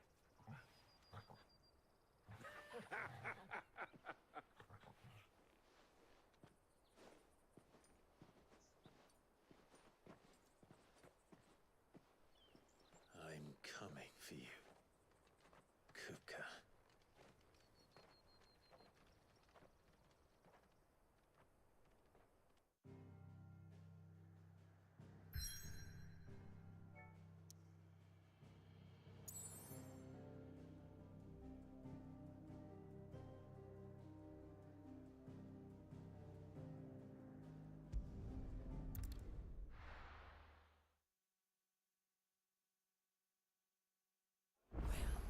This is no good. I was hoping to get out of the heat for a little while. I've never even forged a button. Perhaps Forge Master Luber's having fun at my expense. I wouldn't put it past him. Neither would I. Oh, wait. Are you Clive? Sorry, my mind was elsewhere. I'm Sava, Master Luber's least accomplished apprentice. Soon to be former apprentice if I don't pass this test. Maybe I'm just not the resourceful type. People are buying up weapons faster than the Briar's Kiss can forge them, and here I am, unable to make a decent bit of kitchenware. He wants me to make a carving knife, one that embodies the spirit of Dalamil. Whatever that's supposed to mean. I don't suppose you have any idea what he's on about, do you? I'm afraid not. Never mind. Thought I'd ask. It was that or pack my bags. I could give you a hand if you like. I know how busy the Briar's Kiss has been, and that Lubor needs all the capable hands he can find. I'd be a fool to refuse. So, where do we start? Good question. If I'm honest, I've never made any kind of knife before. And then there's this little riddle to keep in mind. The spirit of Dalamil. Nothing is ever simple with that man. The way I see it, there's only one way we'll be solving Lubor's puzzle. We need information. The more the better. You're right. There's no point fumbling in the dark, I suppose. Now, who to speak to first? Well, there's plenty of folk in Dalamil who use knives for a living. There's the butcher, of course, and any number of cooks. They're bound to have an opinion or two about the tools of their trade. All right. I think we have a plan. Let's get to it, shall we? I'll talk to every cook I can find. You speak to the butcher, and anyone else you can think of. All right. Good luck.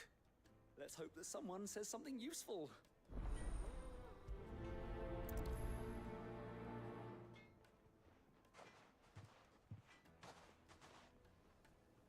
Trust Lubor to take a simple test and turn it into a riddle. get to it. My carpets have brighter The most fragrant herbs and Needed spices. to a silken... Welcome, sir. What can I do you for? A question, if you don't mind. I need to know what makes a good carving knife. You a blacksmith or something? Something, I suppose. Fair enough. Knives, is it? First and foremost, it's got to hold an edge. Most knives will make it through fat, no problem, but sinew dulls cheap steel in no time. Give me a blade which can slice through anything that crosses my chopping block, and I'm a happy woman.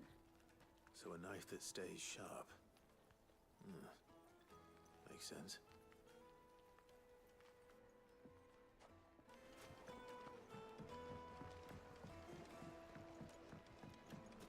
Plates and pots! Hanging lanterns! Keep it up from your door!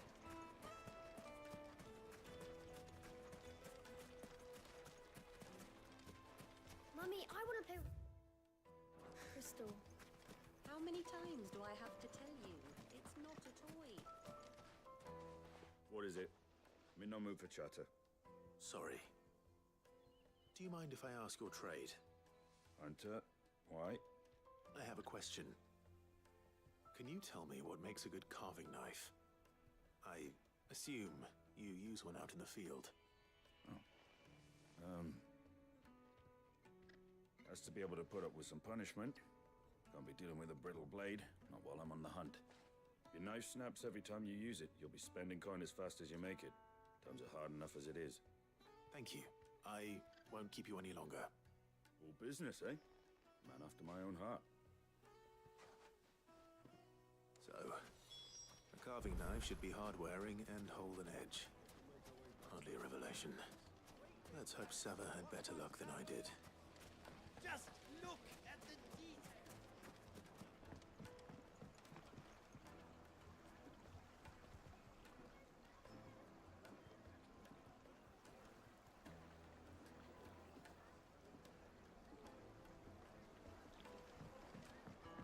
Needed to a silken softness. Yes, keeping they're the clouds the with a finest fabrics, fresh from the... So, how'd it go? You learn anything useful, or should I be looking for a new trade? Only that a blade should be durable and stay sharp. But I don't see how that relates to the spirit of Dalamil. I didn't have much luck either. All the cook said was that he needs his knives to be light. Too heavy, and they do his shoulder in. So we're no better off than when we started. Perhaps Lubor didn't mean anything with... That can't be right. I've bandied enough now. No doubt you're right, but I have to make a start soon. I can't put off making this knife forever. Agreed. Lubor wouldn't like that much. Right. I've been trained to work iron. The cheap stuff, mind. But it's hardy enough if you don't hammer it too thin, and it sharpens up nicely with a bit of effort. Trouble is, it's either durable or it's light, meaning someone is going to be disappointed. Forge Master Lubor, probably. Is there no one else you can turn to? Someone who knows their metals, perhaps? The other apprentices know better than to help me with my test. But maybe there is someone I could turn to. A merchant, a favorite of Forge Master Lubor's, who sells metals to tradesmen passing through the Valcroy. I bet she'd know a thing or two.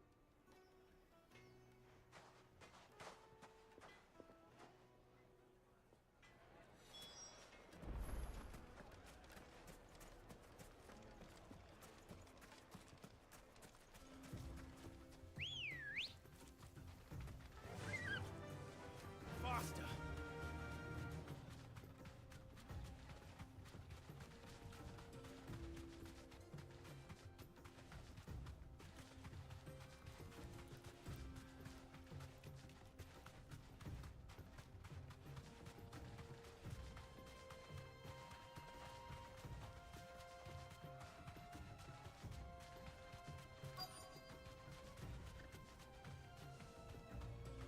So, Lord Cook has finally made his move.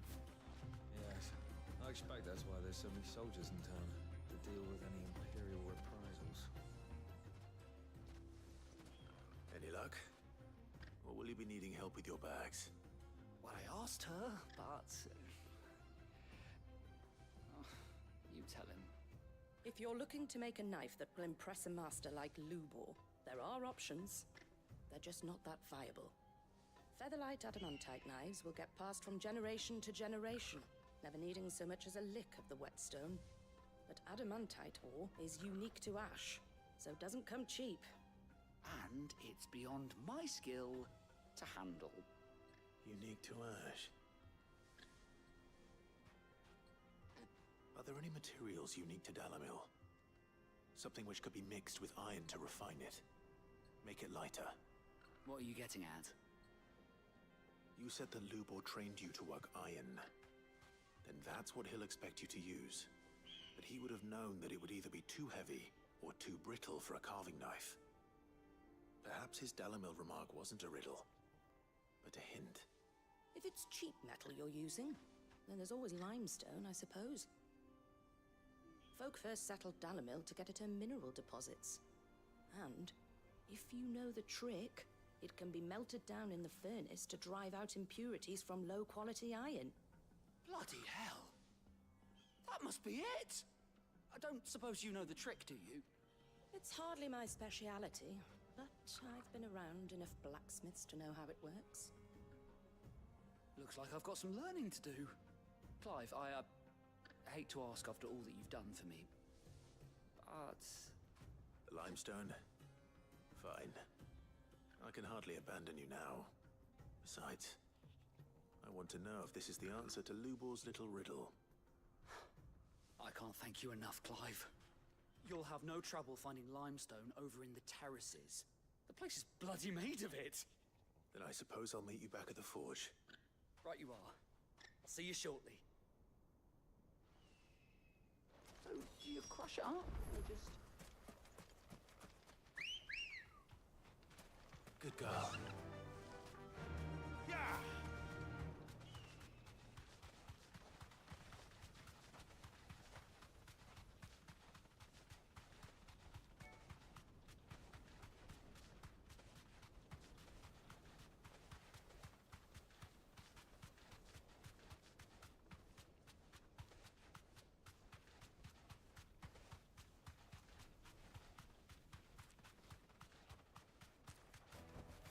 I can walk from here. Is it true what I'm hearing? My carpets have pride of place.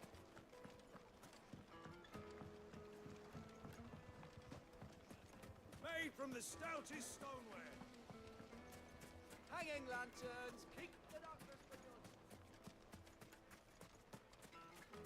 We should get going soon. Do you have water?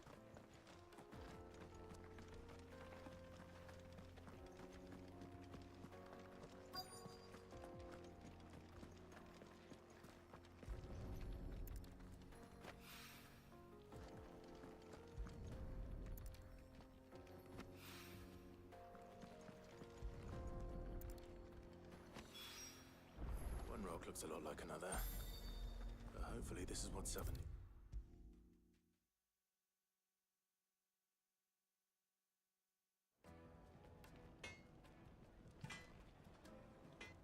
I wasn't sure how much you'd need, but I hope this is enough.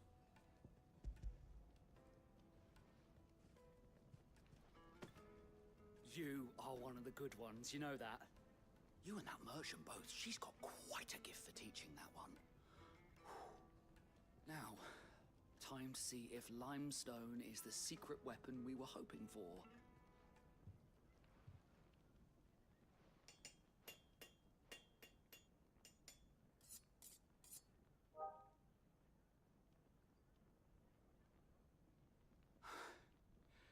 That'll do, I reckon.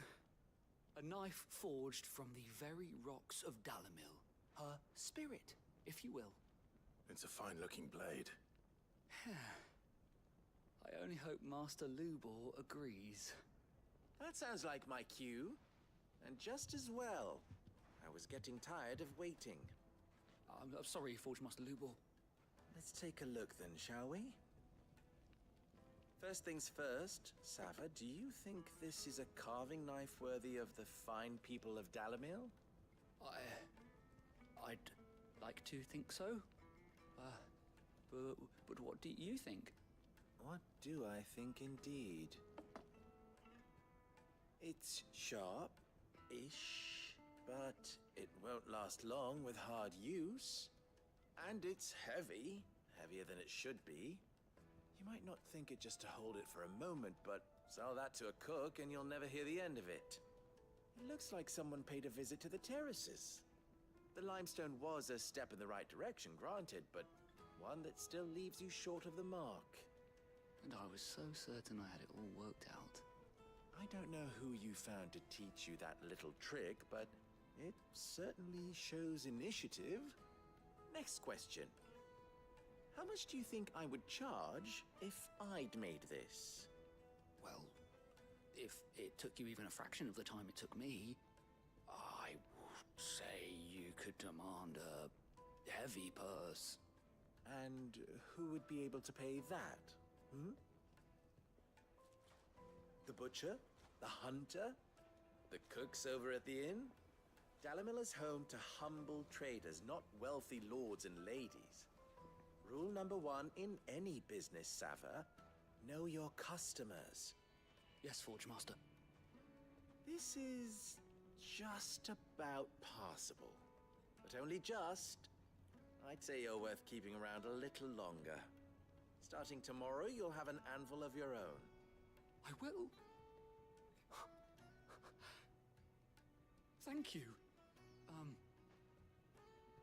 I was wondering, what would you do if you were asked to forge a carving knife?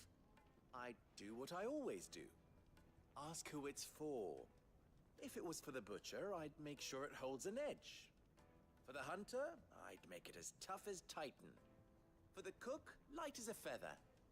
And for the nobleman, I'd make it cost an absolute fortune. There goes a master, all right. It looks like congratulations are in order. I couldn't have done it without you. So much for the Forge Master's riddle, though, eh? The spirit of Dalamil had nothing to do with limestone or anything much at all. Meaning, I had you run around for no good reason. You've passed your test. That's all that matters. You'll have a forge of your own in no time. And when I do, I'll craft you the finest carving knife you have ever seen.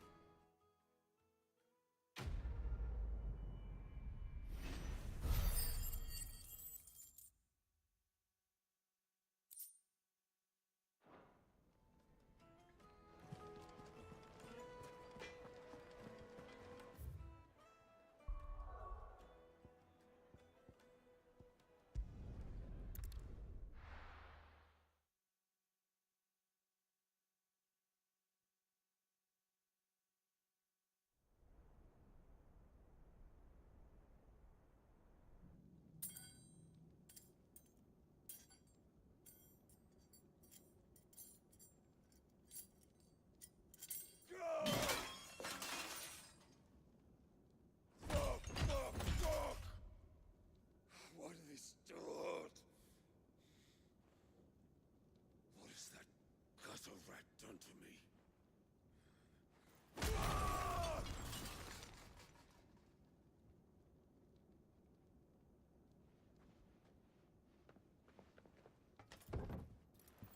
Out of my sight, witch! I'll kill you, Rossfield!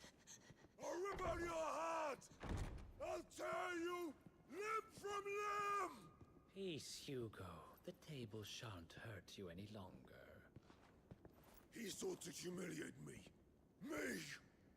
If you hadn't interfered, he would be dead! You truly believe you would have triumphed had the battle continued? Titan would have ground him into dust! And how would he have done that without his head? Shut up! You weren't strong enough, and you call yourself a dominant. Or rather, you did. You mock me, Harbert.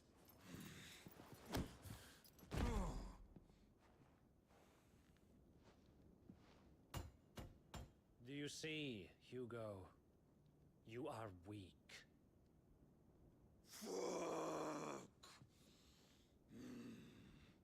But so long as that fire burns within you, there is still hope. There may yet be a way for you to take your revenge. Tell me, what must I do? Please, I'll do anything. Just tell me.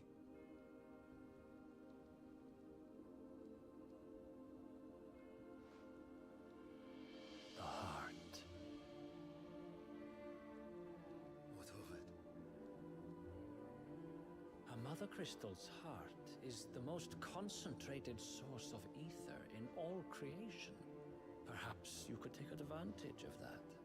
Of course, the crystal would not yield her blessing to any ordinary man. But then, you are no ordinary man, are you, Hugo? Clive Rossfield stole your power, but others have suffered a similar fate, and still managed to find the strength to conjure their icon. Like Benedicta Harmon. She too drank of the ether and gained a power beyond human understanding. She did.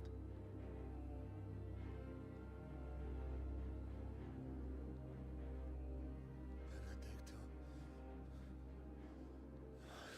Benedict.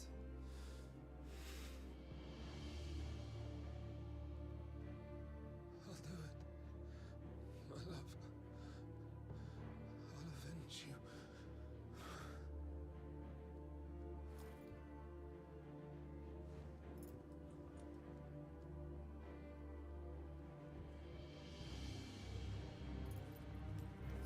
Run along now, Hugo. You need only follow the light.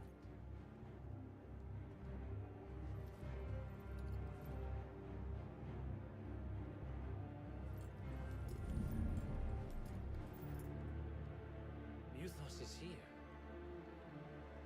Very well, it shall be so. You may leave everything to me, Your Majesty.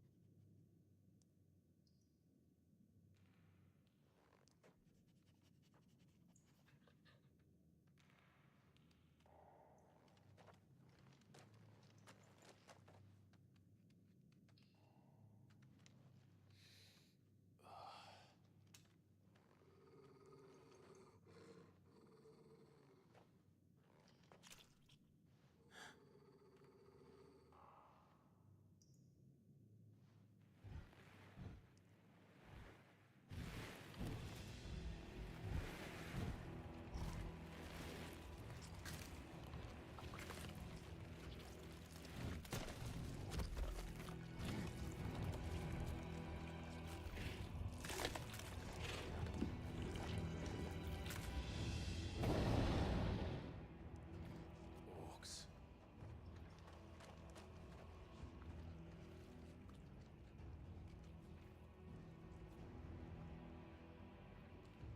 Did the Royalists bring them from Ash?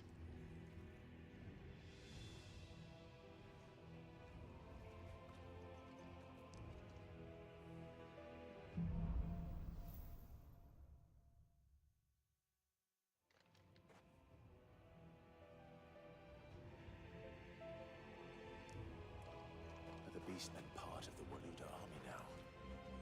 How the hell did that happen?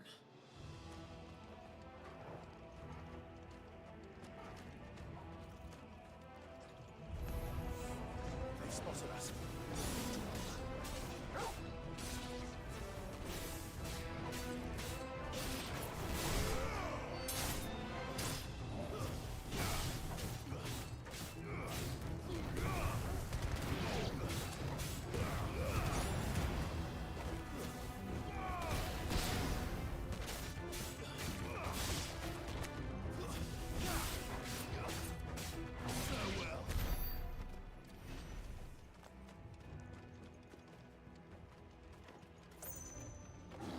Taken over the entire mine.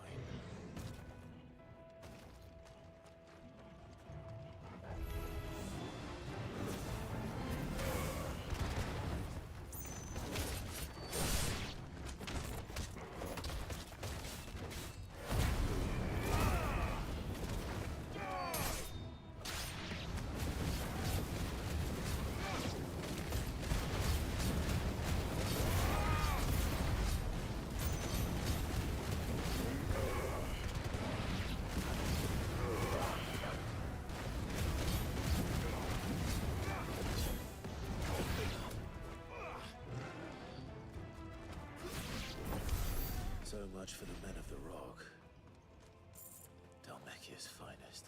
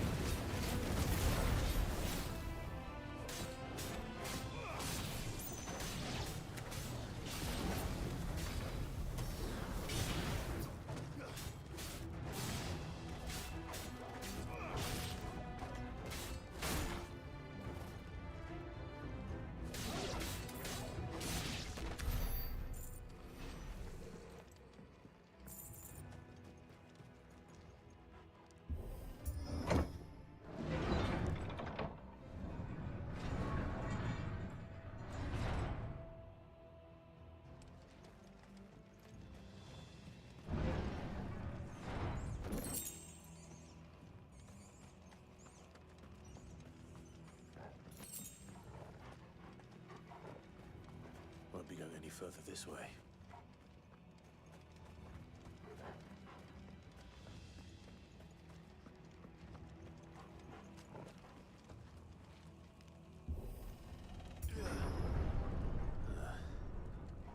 Stairs. This must be the way out.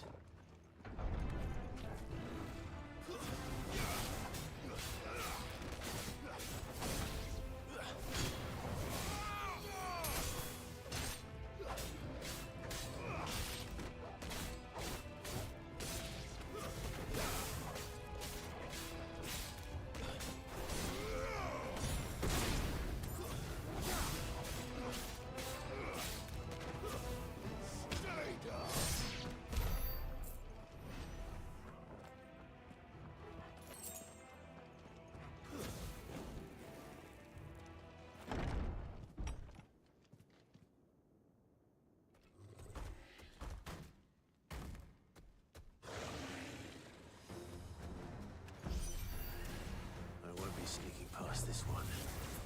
How did they get in here?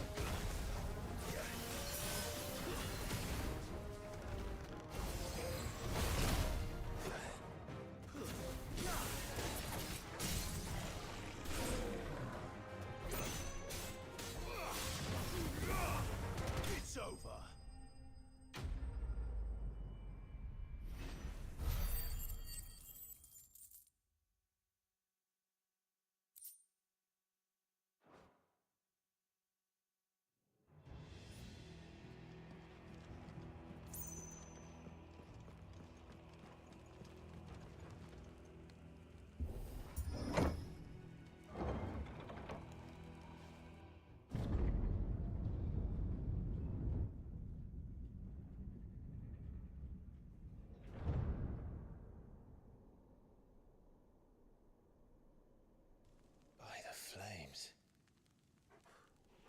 Come on, Torgal.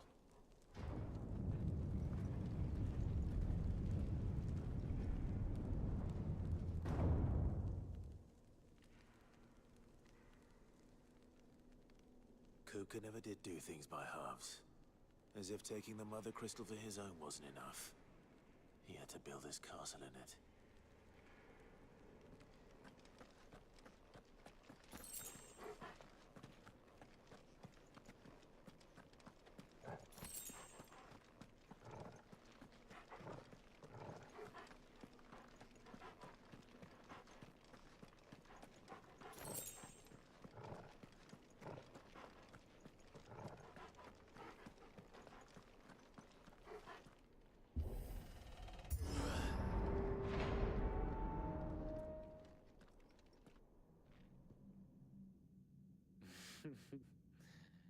Let the trial begin.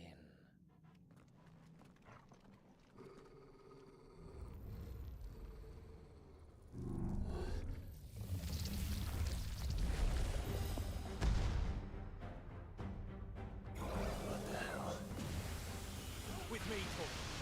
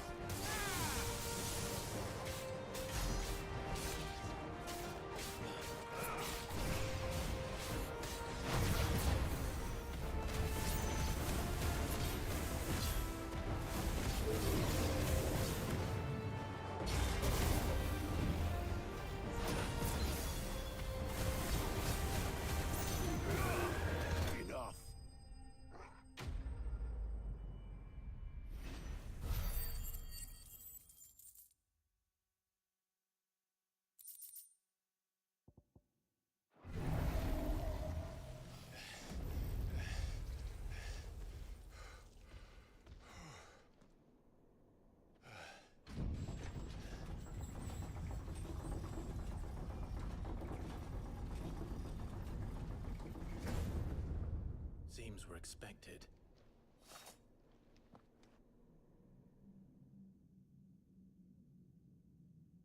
So this is the power of Muthos.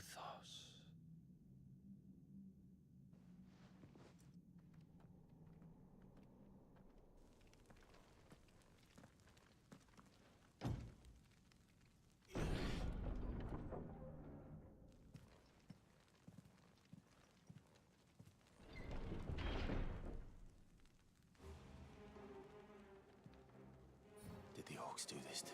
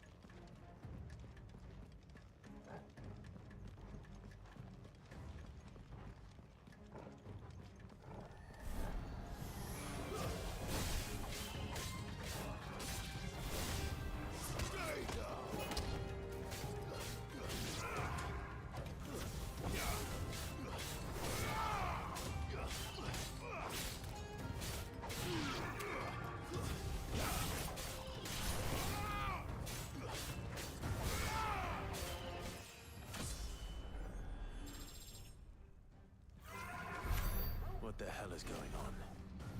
Are these things here for me? Or for him?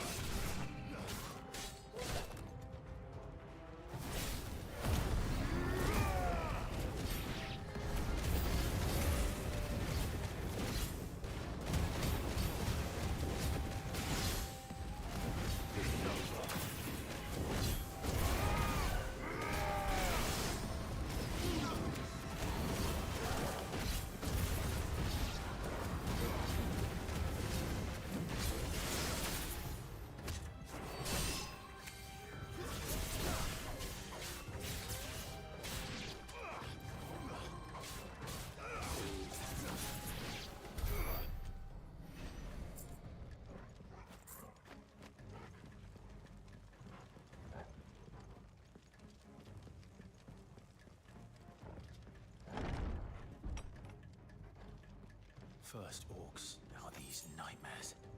Is this your doing, Ultima?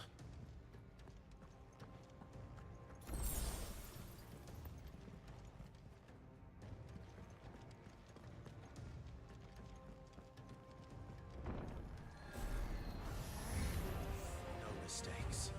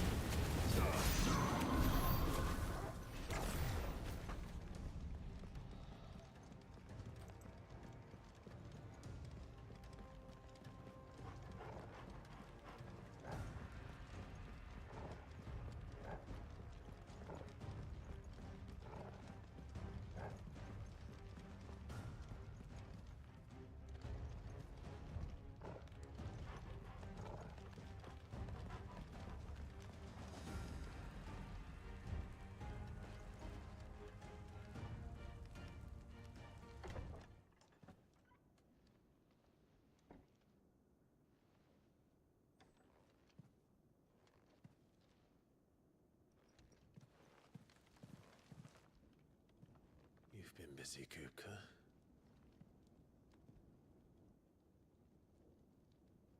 But where did you go?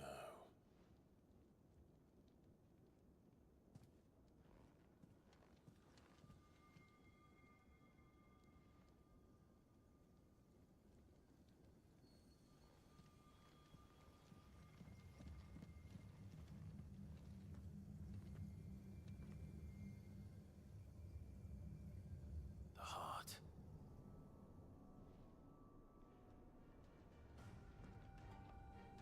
He's in the sanctuary. I can feel it. Come on, Torgal.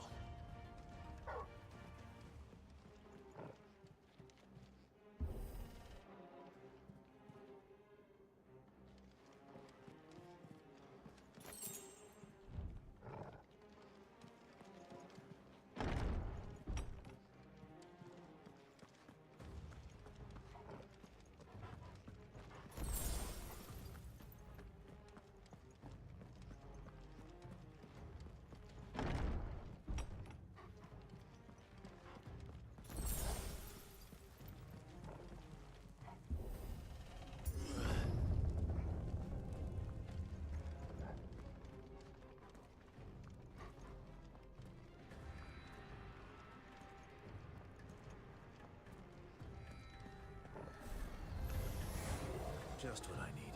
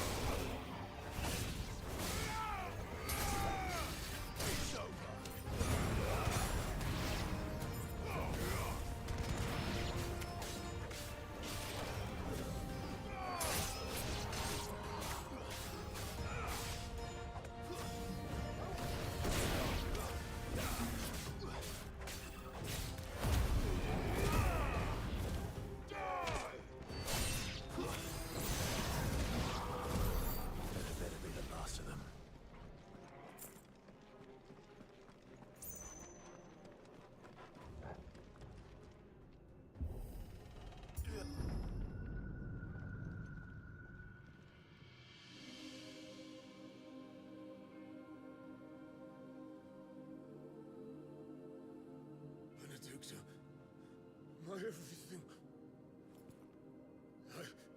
I've missed you so much. Kuka!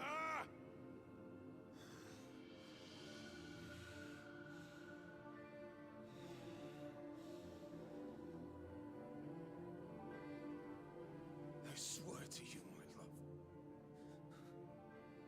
We will never be parted again. What's wrong with him?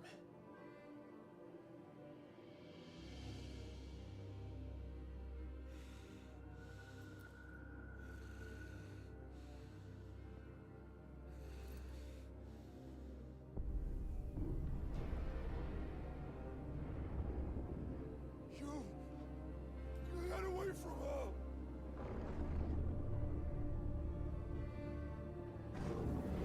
Benedicta!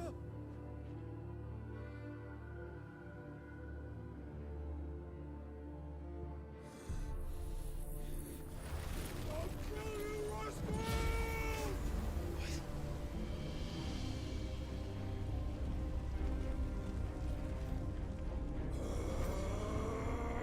Oh shit, he's priming.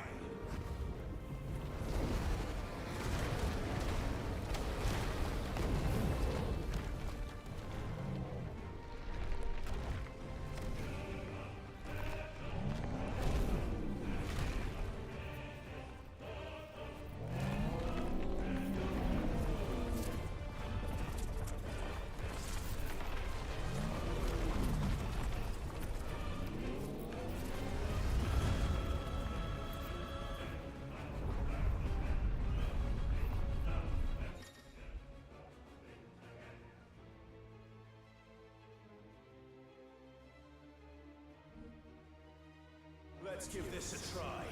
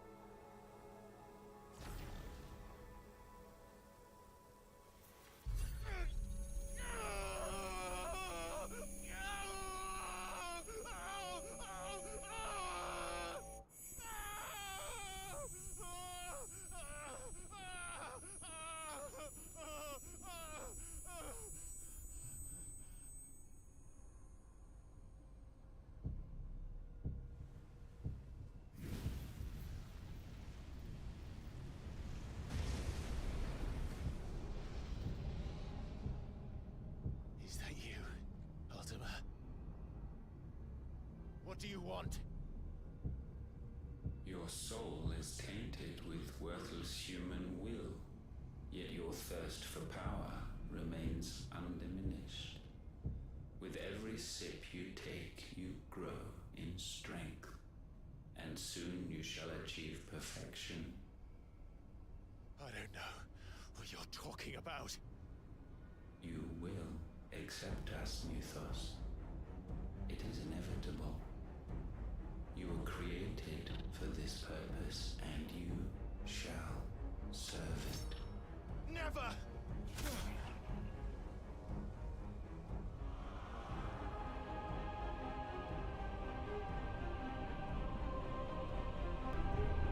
Fight it, Clive! Don't let him in! Consciousness. We see now. Human will is so insubstantial it cannot exist in isolation. You mitigate its weakness by interweaving it with your consciousness. We believed we had merely to purge you of your will to claim our vessel. It appears we first have to sever every thread of the consciousness that supports it. No matter. The time to build a new world is not yet upon us. We will contemplate.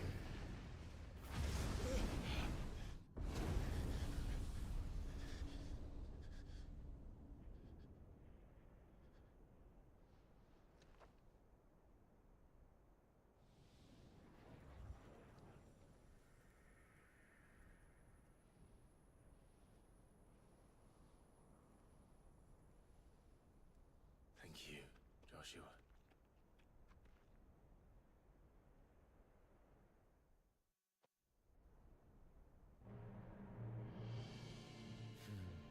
One can no more command the power of ether by drowning in its flood than one can constrain the tides by standing in the sea. I had thought Hugo wiser than this, but it seems his head was full of rocks after all. Titan was strong. Your Majesty. But Mythos is stronger.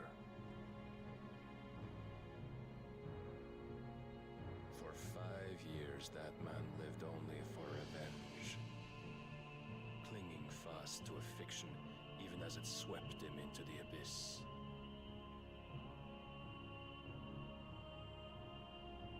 One cannot change one's nature through force of will alone. Only the Almighty can do that.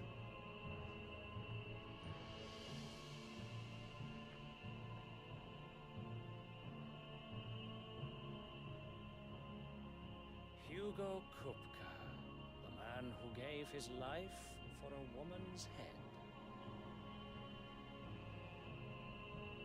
A fool like all the rest.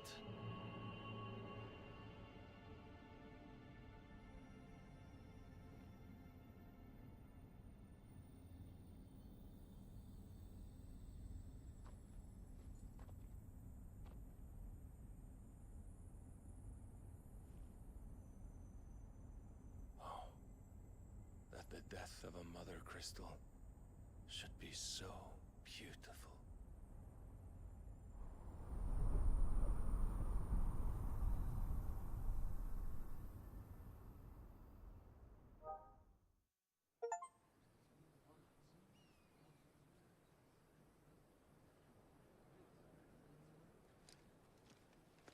Some medicine, my lord?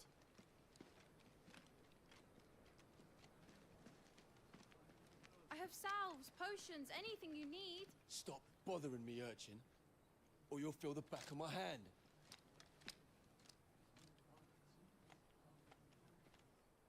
You must consider your health, my prince. If a show of force is needed to keep the Dalmex at bay, you may trust in your dragoons. I beg you to call on Bahamut only as a last resort. His strength comes at too great a cost. The Empire agreed to an armistice with the Republic, and yet the Emperor still plots its ruin. For now, the Dalmex suspect nothing, and as long as I can hold their gaze, war need not be inevitable.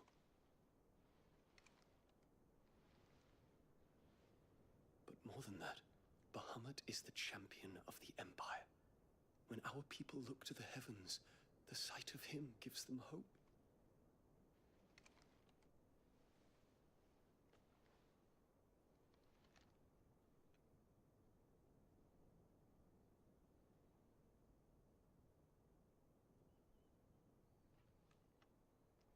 Forgive me, Terence. Would that you were my master. But alas. I will always be your loyal servant.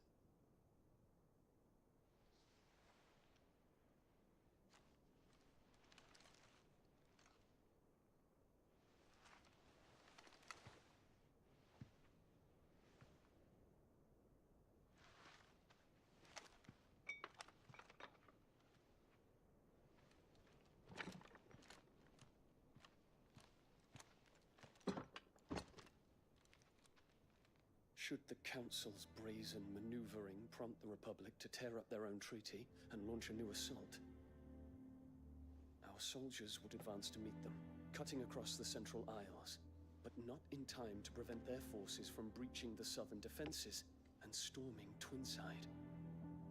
And so the capital would become a battlefield. Thousands of innocents would die. I cannot allow that to happen. There is one small mercy, at least. You will not be forced to do battle with Titan.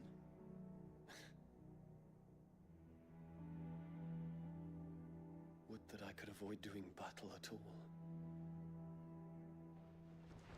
1,000 pardons, Your Highness. What is it?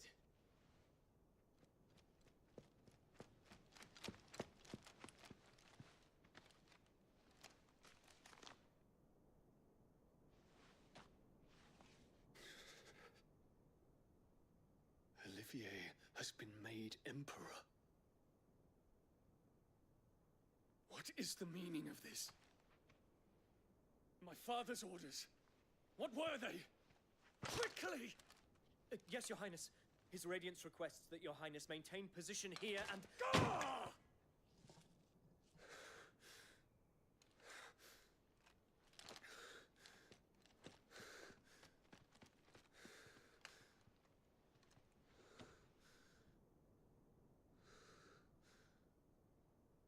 Terence. Yes, my prince. I must go to the palace. I'll ready your steed.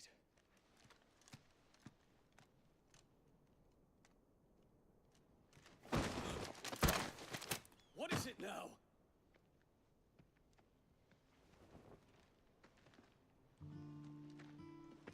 Forgive the intrusion, Your Highness. I know you. At ease. We stand in the presence of the Phoenix. You wouldn't want to get your fingers burned. I hope I'm not interrupting. Not at all. Though I admit, I did not expect such a distinguished guest. How many years has it been since the Remembrance ceremony? 20? I thought you long dead.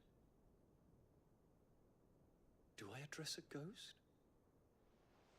Many have told me that I look like one. But no. I'm alive. Just.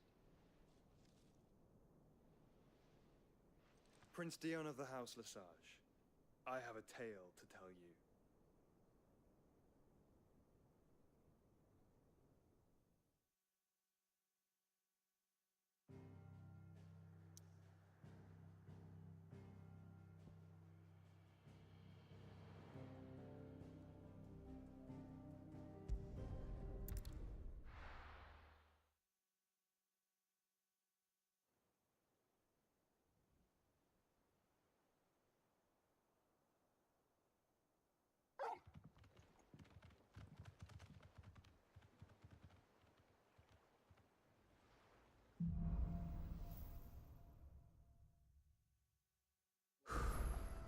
I'd better give Otto the good